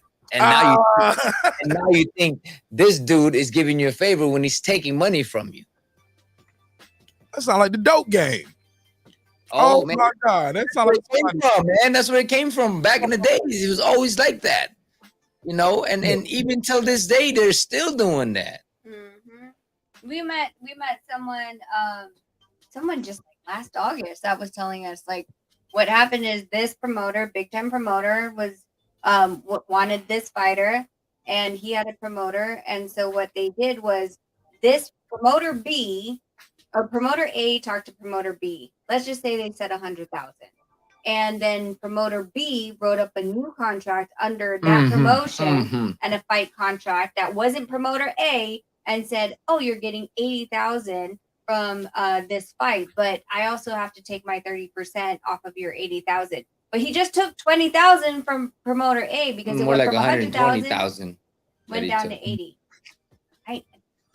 Trying to make it That round. sounds illegal, though. That sounds totally illegal for you to make your own contract. But they don't know that though, and so who's gonna file it if you don't know any of that? What? Yeah, he's saying it sounds. You it's know, the Wild West out here. That's why this is what boxing is. Look, but promoter A, if I was promoter A, I would think I would open myself up to some kind of legal jeopardy if I was to if I knew about it and I allowed that to happen. Like, I can't let you send out another like, because what, you're gonna copy and paste the contract name and signatures back on the original $100,000 contract that I sent you? No, what they would do is they would say that they would have promoter A would say, okay, so we're not signing your fighter, so we need a service agreement from your fighter for you, service agreement with you to provide your fighter for the fight. Okay. Because they're not signing under promoter A. They're already signed by promoter B. But let's clear it though. Promoter B is pretty supposed to just sign a release and allow the fighter to go over there and fight on your promotion. Is that what you mean? Yeah, but they sign, like, it's called a service agreement. So they'll allow the talent to work play somewhere. For this fee, but the fee goes through to promoter B because they're the ones that are releasing the service agreement for the fighter to fight on promoter But A. there is also a negotiation between the promoters, right? Promoter A and promoter B. And be like, hey, this is what we're gonna do. I'm gonna give you the 500,000 of that 1 million, and you give them 500,000. You can say that this is how much is getting paid, and then we'll put it in a contract, so that way there's no question from the commission. You know, so he's getting 500,000, but I'm gonna give you the 500,000 too. And then you can go and do your own thing with him with that 500,000. You can get your 30% from him still, because you're the promoter. Still sound or like you're his promoter. Yeah. Still sounds shaky as hell, man. Oh, it's always constantly happening, man. In boxing. Look, the more I learn about this stuff, man, I'm gonna be honest, man. Like, it's like, you know how they say never watch how they make the sausage or something. Like, never. You don't want to. Yes. You don't want to know how they make jelly beans. Sometimes you be like, that's where y'all get the gelatin from. Like, you know. Yeah.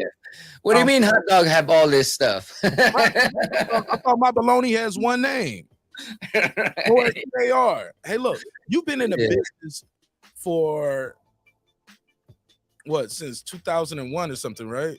Yeah, 2001, right? So over 2 decades in the sport. Mm-hmm.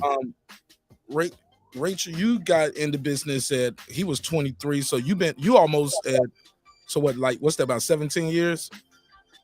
Or how long you been in the business, Rachel? From when you got one?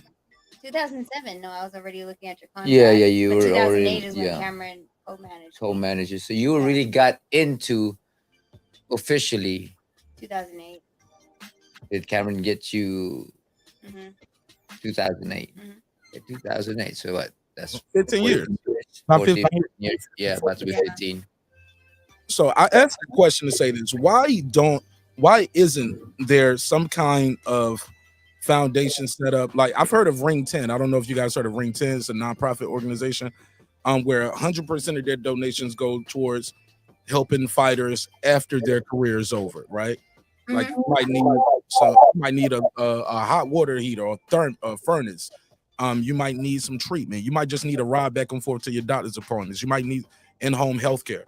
Why isn't there something set up for these fighters? Why aren't managers, promoters? Like, I know guys that don't even have health insurance, right?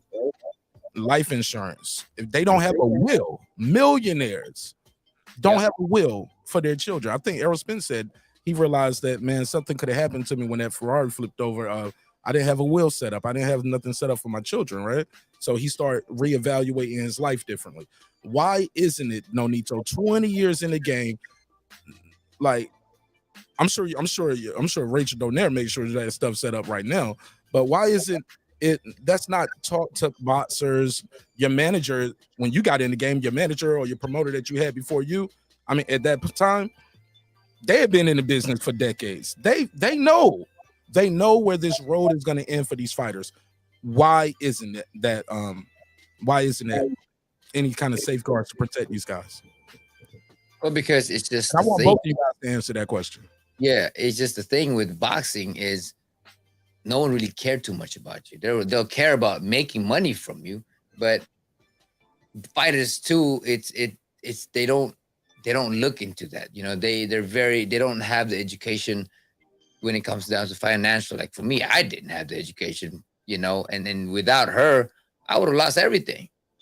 100% for that. You know, when I met her after I fought Darchinyan, they paid me $125,000 for that one. And by the time I met her, What was that?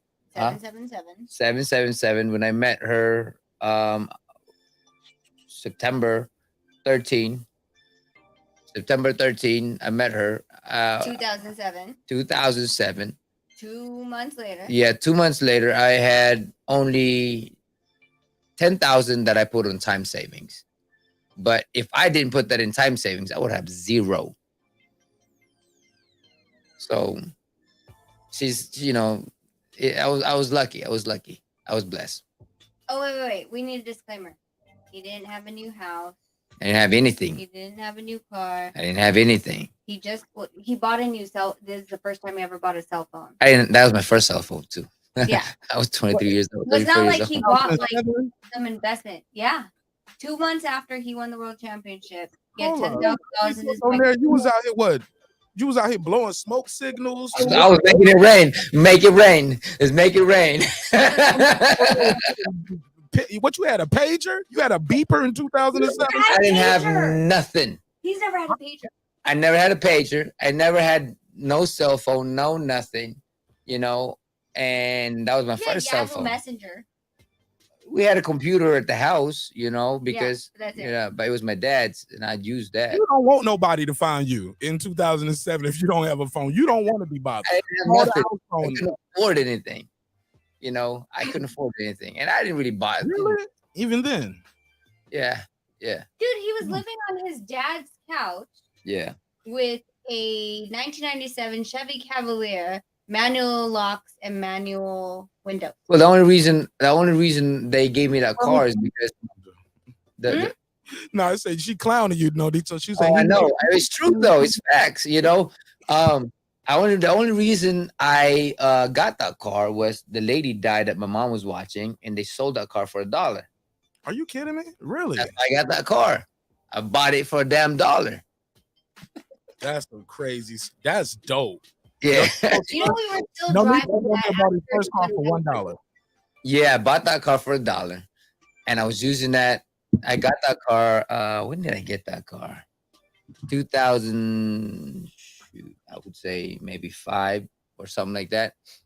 And I drove that till 2013 or so. Farther. 2014 maybe, or 15. Yeah. So the only reason I got rid of that car was the kid needed the car. This college kid, and I was like, you know what? It was just parked in the driveway. It was just parked in there. I was driving it a little bit, but I ended up giving that car to that kid, you know. But that was my car, man. That was my car. That was everything for me. You know, that's for $1, baby. Rachel, same question for you. What that leads me to another question. I'm gonna ask you this. No need to think about it. What's something that you like to splurge on? Think about that one. But Rachel, let me ask you this. Why do you think 15 years in a business, there's no safeguards to protect these young men and women who go out there and risk their lives for entertainment? I think because of the way that we have the system is they're not employees. They're independent contractors.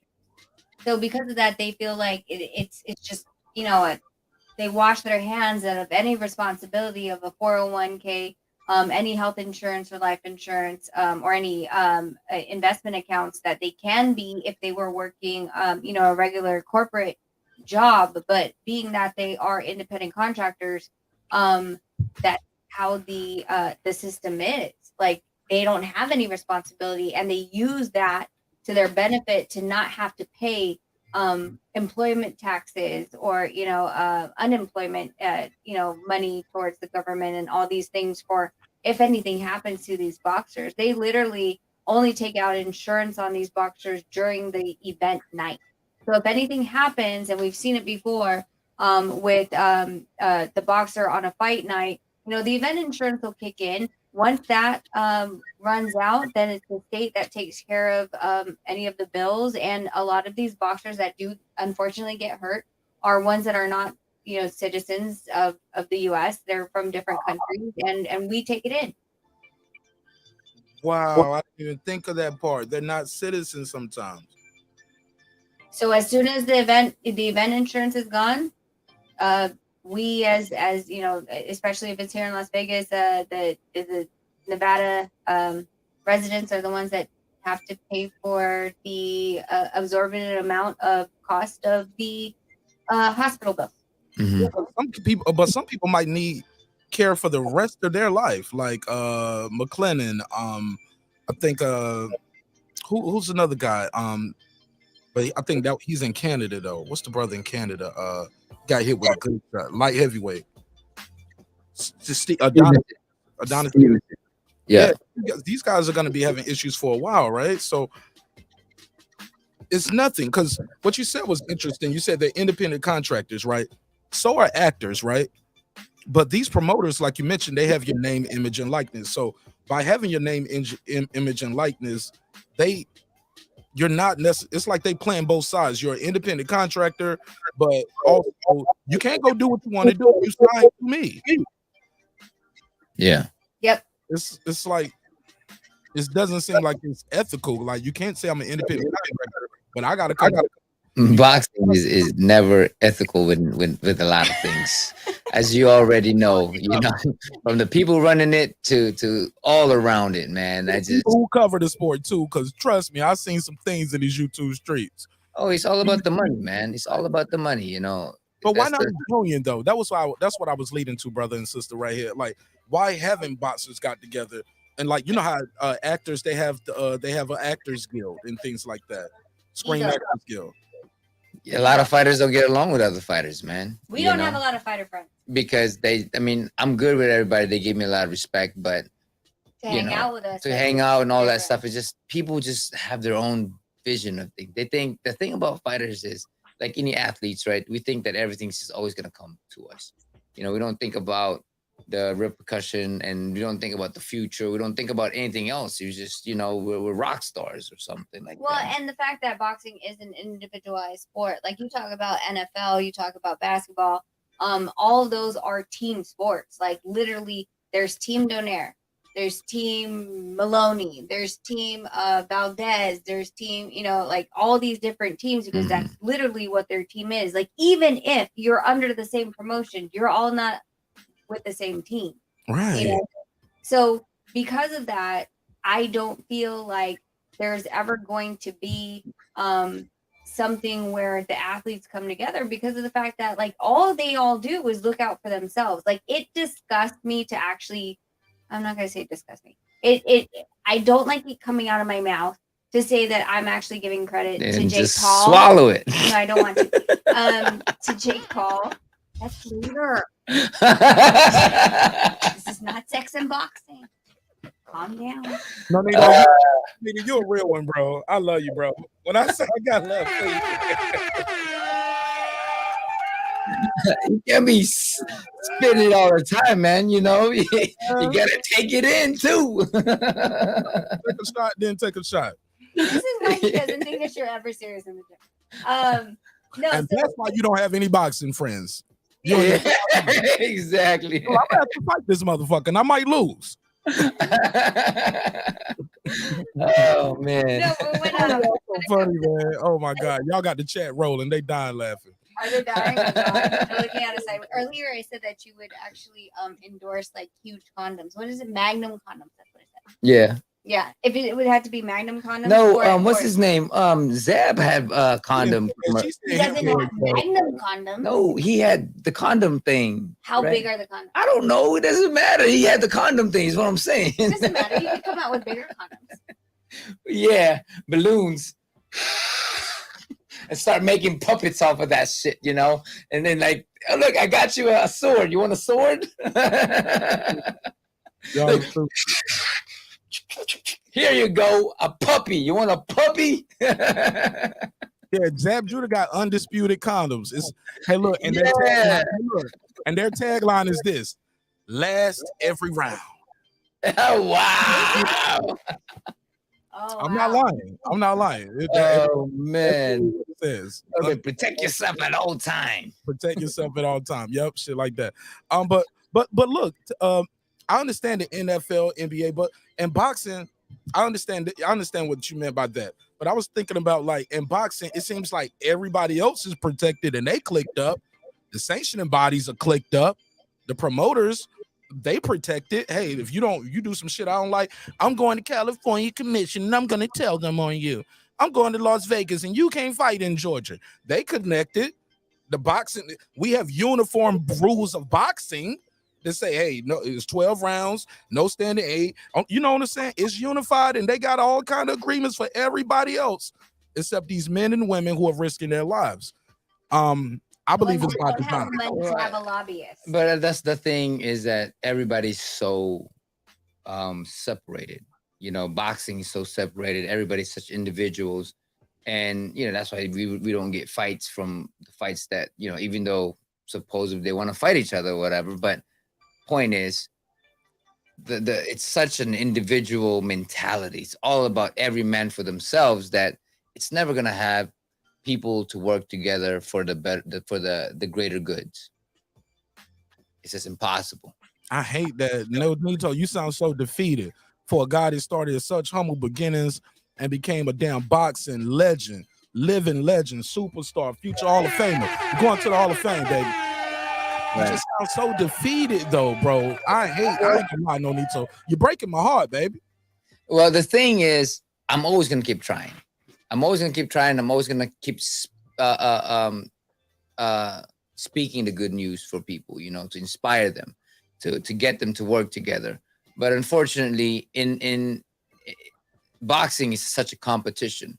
You know, if that guy is earning more money than that guy or than me, I'm gonna want to try to earn more money than him. And it's always that way. And it's very unfortunate, because it's the human greed, and we see it in every shape or form, in every business, in every workplaces, in everything. I mean, a human being, we have our own desires and our own envy, you know, and all of that stuff that we you know, that we have internally. You know, and that's like young guys think that's not my problem. Shit, I'm making $1 million a fight. I don't care about and that's pretty much how they think. You know, but we seen the way this game goes. We seen guys make hundreds of millions of dollars, and like Holyfield made more money than I don't know how much. Now fat ass Rick Ross living in his house. Yeah, and you know, he had that, and he was on top of the world, and because they don't have that education to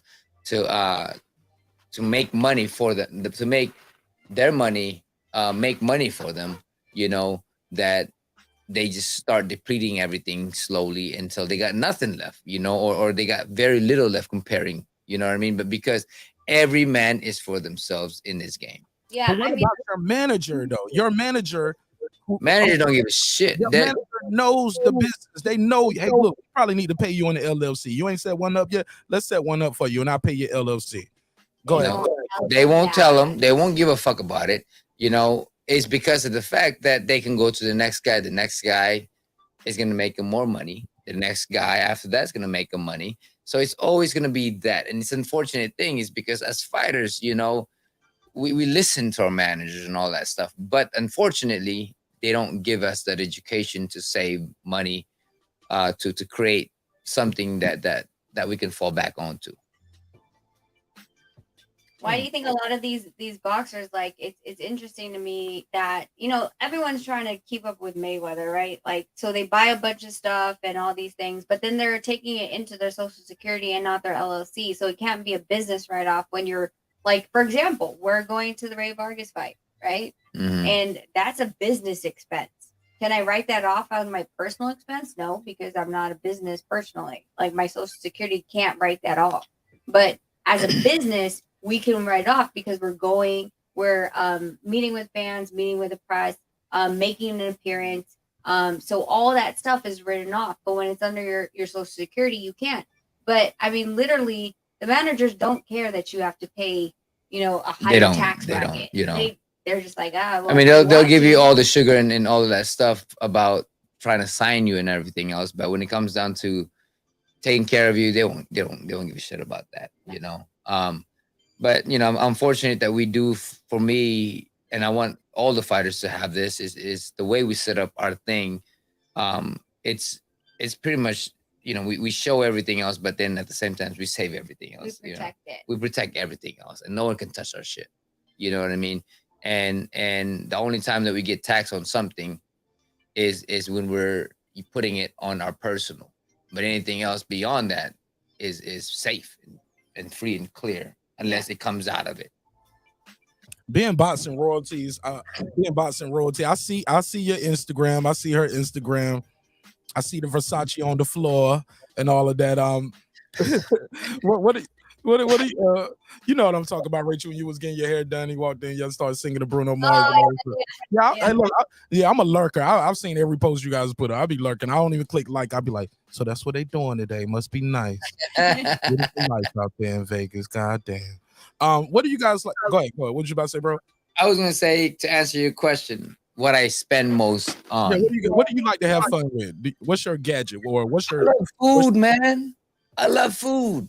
He spends You were money on. talking about that the other day on y'all show. You I think y'all had Cooper or somebody on your show, right? Y'all had Cooper. Yes. That's my life coach. Yeah, that's my life coach. Really? Yeah. Yeah. You were talking about how much you love food, and I was like, not fighting any of these weights. I mean, I love food, man. I grew up without food, so for me, I had to learn to discipline myself because literally I would eat until I would blow up. Like my stomach hurts and I'm trying to force myself. Like, oh man, I can't. I think I can do a little bit more. You know, it was like that with me. Yeah. Yep. And well, now that I've learned to, you know, the older that I got, the more that I, you know, learned to take care of myself. You have a refrigerator. And I have a refrigerator to save the food. Yeah. Because I think like with him and even my father's mentality, like an old school mentality was like, you eat everything on your plate, don't waste food. But you know, we have to understand that came from a different mentality where there wasn't, you know, that like whether it was because of their environment and they didn't have a microwave or refrigerator, or the fact that they didn't know when their next meal was coming. This is not where we are. Yeah. And so, you know, just getting him out of that mindset and the habit, you know, the thing is, it's like muscle memory, right? So when you go and train, you have this muscle memory. Same thing as your brain. You have this neural connection. So when you have this neural connection, you're going to go to what you usually do. So when you have, when you're in pain, right? Or when you're hurt about something, your neural connection would go into this particular thing that you put the muscle memory on, the neural connection that you usually go to the closest, you know, it's going to go and put yourself in there, you know? And so that's how people always go in cycles in their emotion, is because the neural connection, they fall for that, the new connection or whatever they're connected to that they go to, they'll always go and fall back into it. And that's why I like relationship that falls in and out, because they're so caught up with their habits. You know, when you start to learn those habits, you start to learn this connection in your brain that tells you that you should do this regardless if you don't want to do that. That's how programmed we are as human beings, you know. Like for a long time, we would wake up in the morning and I would just be like on TV, right? I don't even watch TV no more, you know, but you know, for a long time, I would react a certain way when somebody said something. There's a condition for me to feel according to how my habit was. So You know, that's how we are as human beings. I don't know what the hell I was talking about earlier, but I just came with that. It was talking about what you like to spend. Oh yeah, that's right. So I like food. Yes, I love food, man, and I love treating people. You know, I love people around me having a great time, and we're just you know, we're drinking.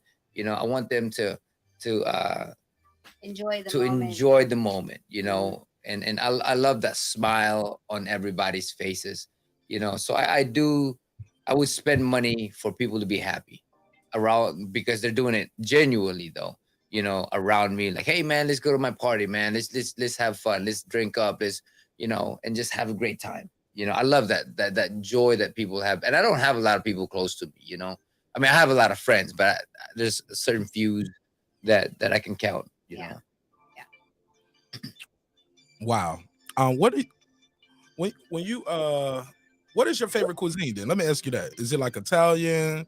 Like, do you like to try exotic stuff? I know you're not gonna eat them raggedy ass ducks she be trying to give you in the middle of the No. You That's know, the thing is, yeah, He that's doesn't like it. what's like it called? that shit. What's it Balut. called? Balut. I'm sorry. Yeah. Rachel's like, he always picking on my balut. I'm joking.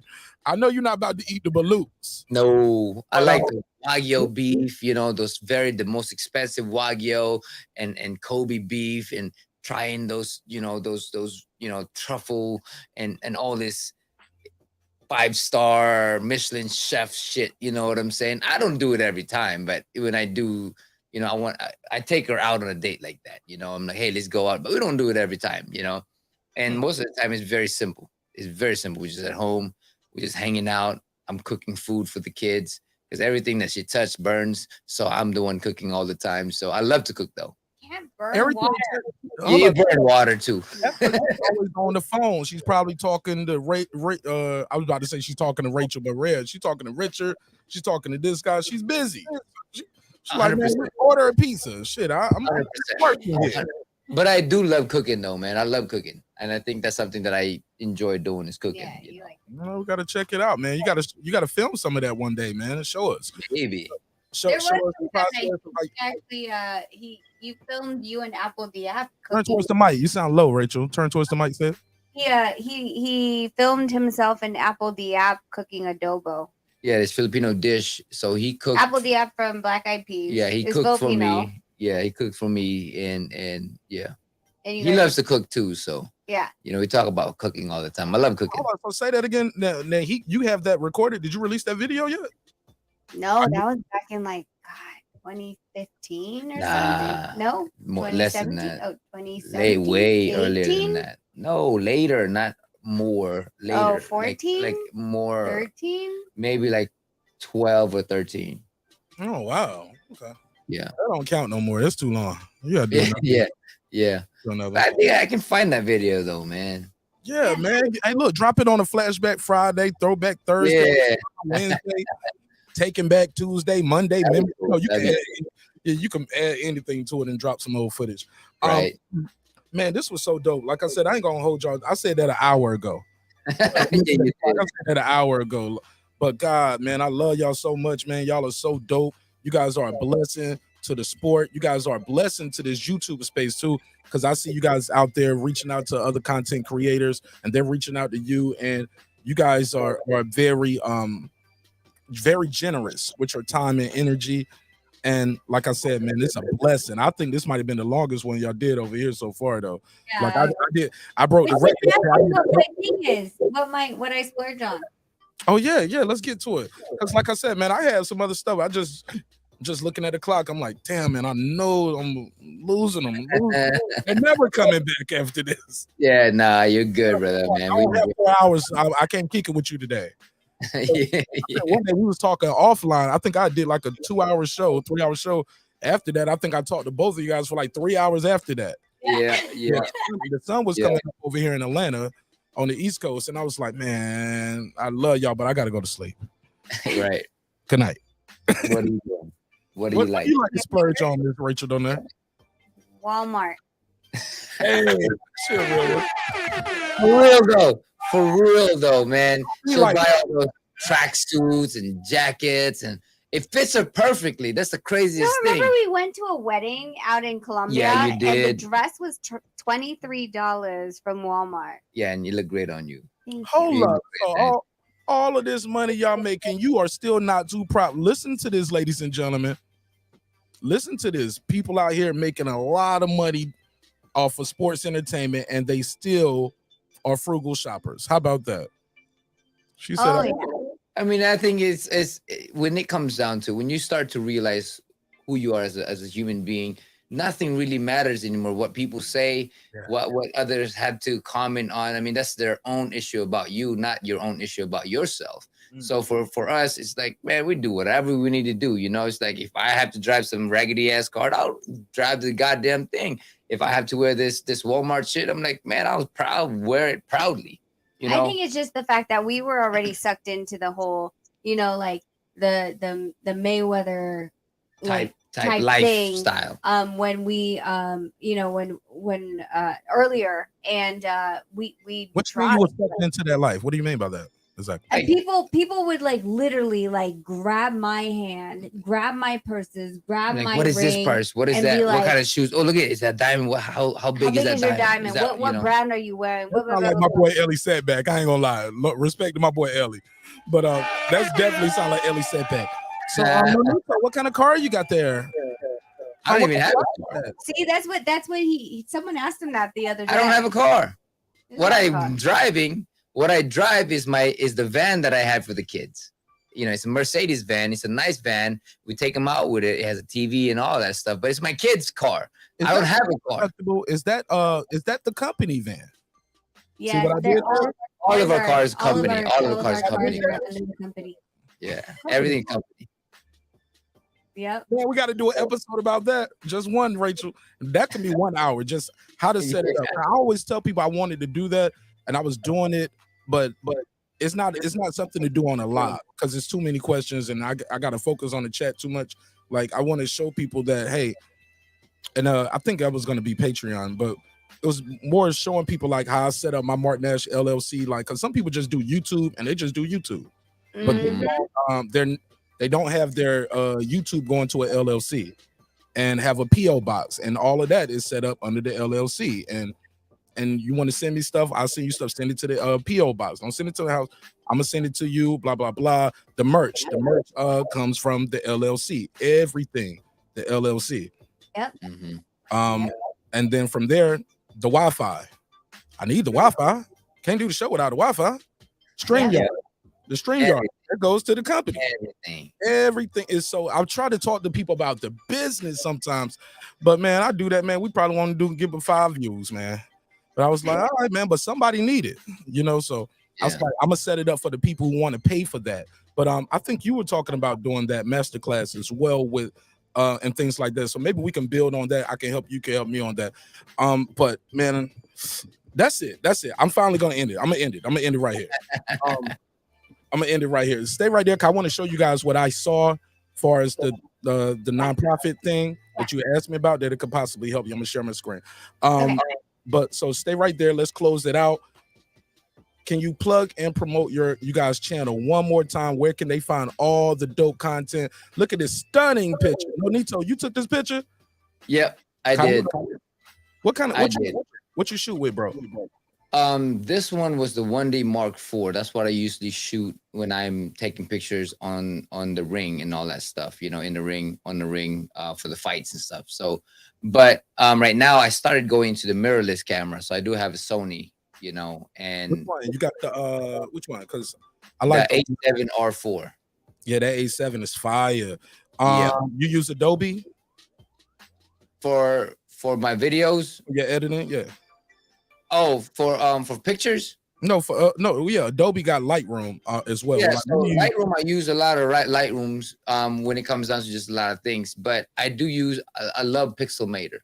Pixelmator, I kind of just, it's kind of like Photoshop and all that stuff where, but I can do a lot of this stuff there because I'm very familiar with Pixelmator. So, I do that. I use that a lot because because I do a lot of like Illustrator. I can create Illustrator on that thing too. It's not only photography, but all my logos that you see on the website or on our channels, I created all of them. I was gonna say that. Fun fact: Nonito Donaire does the graphic, not Rachel. Nope. A lot of people really thought good at editing. I'm sorry, sir. Yeah. She's really good at editing. I do the video editing. Video editing and all that stuff. But on pictures, I do a lot of that pictures, Yeah, and I told him, I was like, yeah, man. I said he fight with them thumbnails, man. I was talking about you guys behind your back. Good stuff though. I was like, man, he draws, he can paint. Man, this dude could do everything, man. He's a Renaissance, like a modern day Renaissance guy. I was like, man, y'all should talk to him. Just reach out to him, man. They're good folks, man. Like, they're very personable. And once you talk to them, like, man, you're gonna fall in love with their personality, man. It's like, how can you not root for them in and out the ring as a couple, as a business, and just want to learn from them and pick their brain? Like, phenomenal individuals, like, but together, like, it's like, oh, man, you guys are just so special. Rachel, what do you use for your video editing? Right now I'm just using Final Cut. When I used to use, when I do like the editing, like the one that's just my trailer, then I actually use an app on your phone. Yeah, called UCut. That one, it's just free. But now she's understanding the Final Cut stuff, which can take her editing to a different level. She's really good at putting things together, and I guess from her watching all this shows, watching everyone else's YouTube, but not just that, but like the shows, like reality shows and shit like that. Yeah, like I started understanding how they did all their cameras. No. I was about to say, what reality show you watching over there? The Circle, all that other stuff in Netflix and all that shit, right? Yeah, it's more so just the fact that like I noticed like stabilized camera, like just one point of view.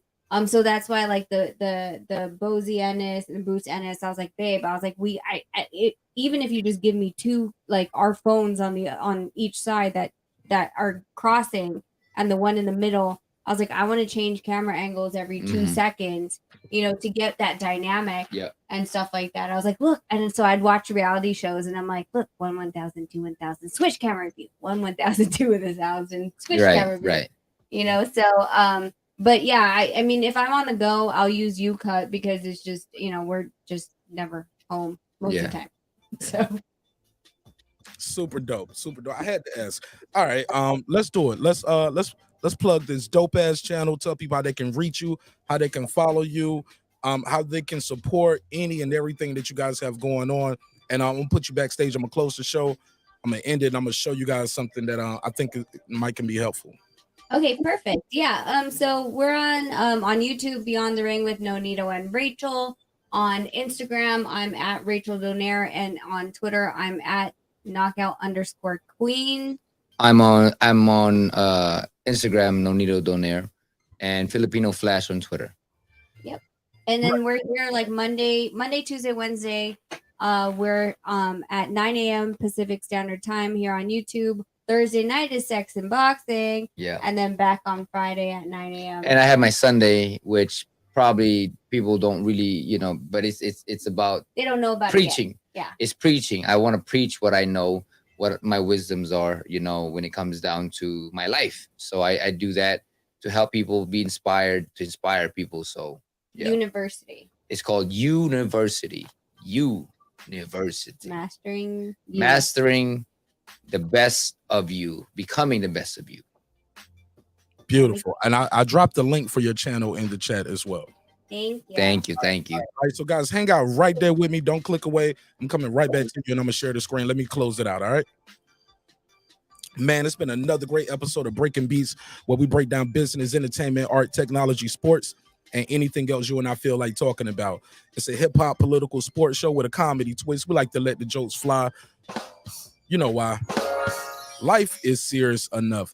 Man, life is getting real serious for us this week, man. We have a star-studded cast, all interviews packed. I would be remiss again if I didn't say thank you to Rachel Donaire for helping me put this together.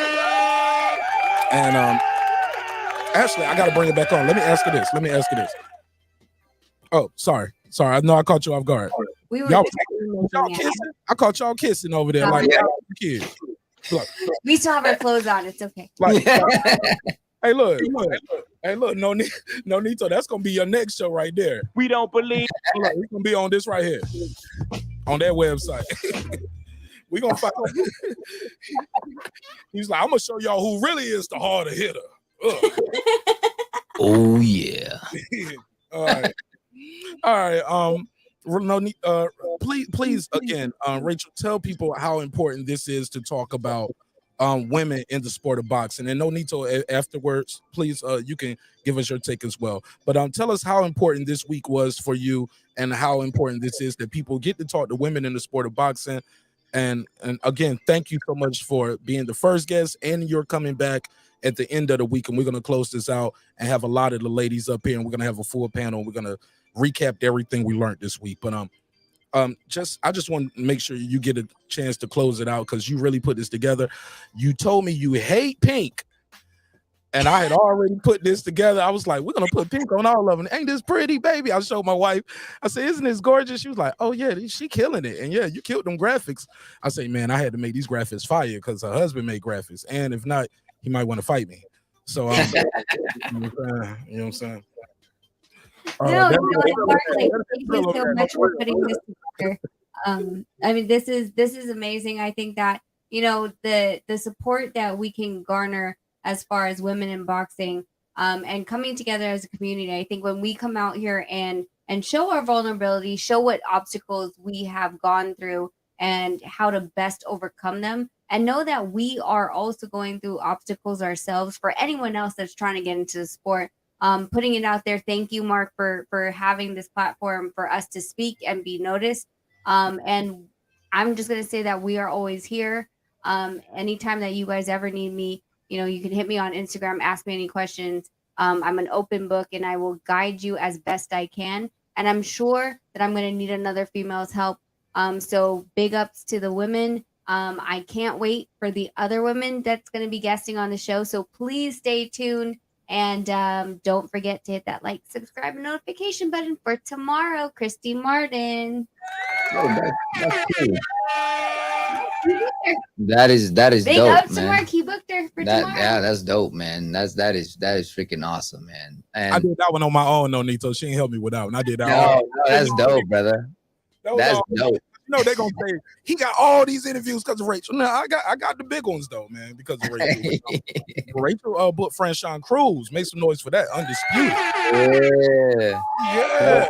It's beautiful, man. When they can express themselves, for me, all I know is that my wife has supported me and allowed me to become the man that I am, and for me, I want her, and I support her 100% when it comes down to it.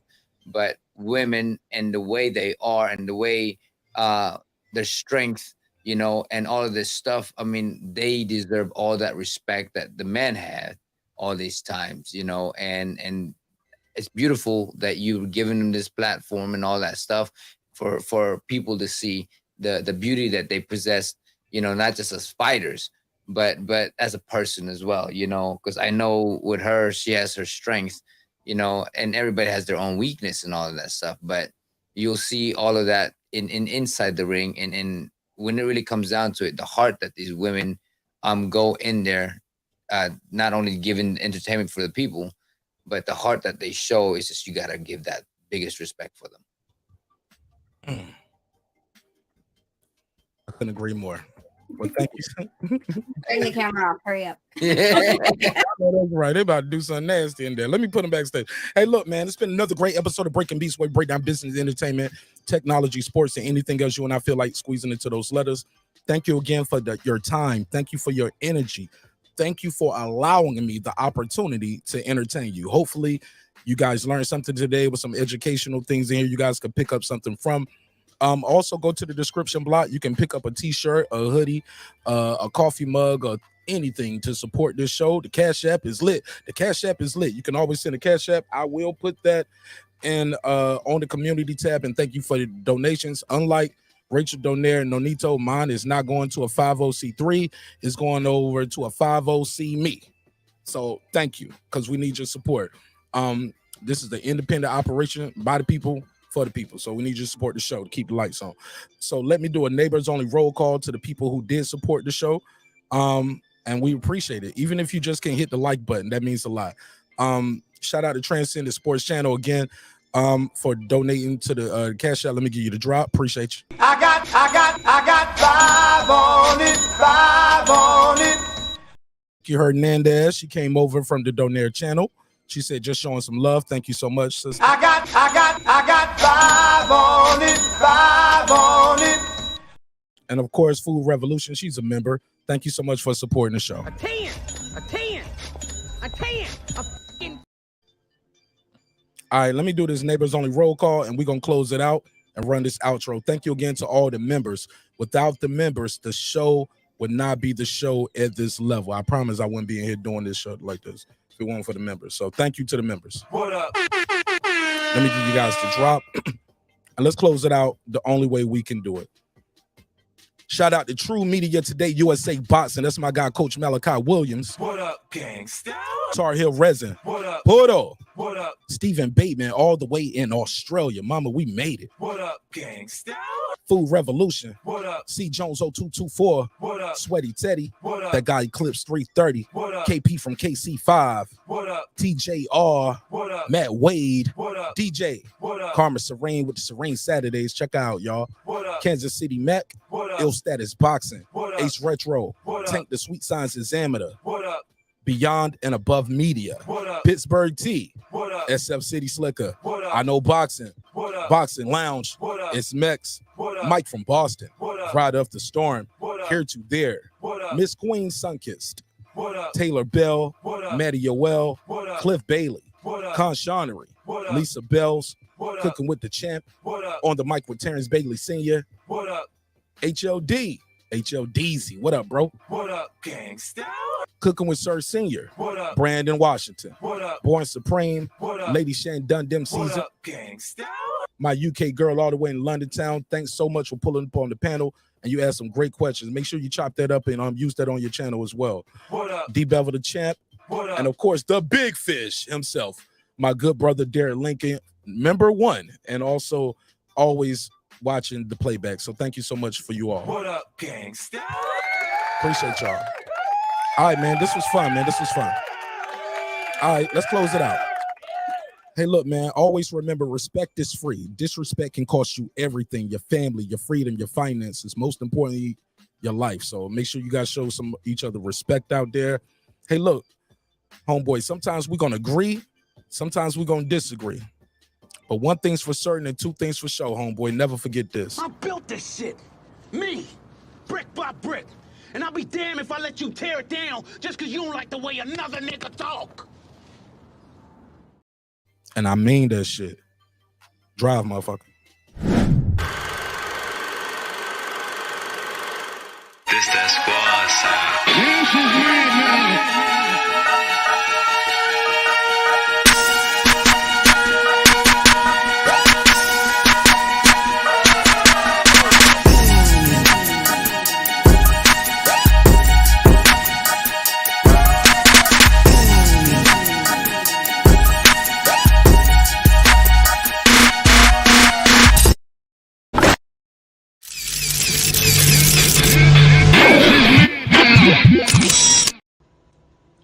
Subscribe. I don't care how many subscribers he has. Support him. So he made all this possible. He made this possible. Nah, Dr. Mark, God made this possible, and so did viewers like you. I'll see y'all on the next episode. Peace.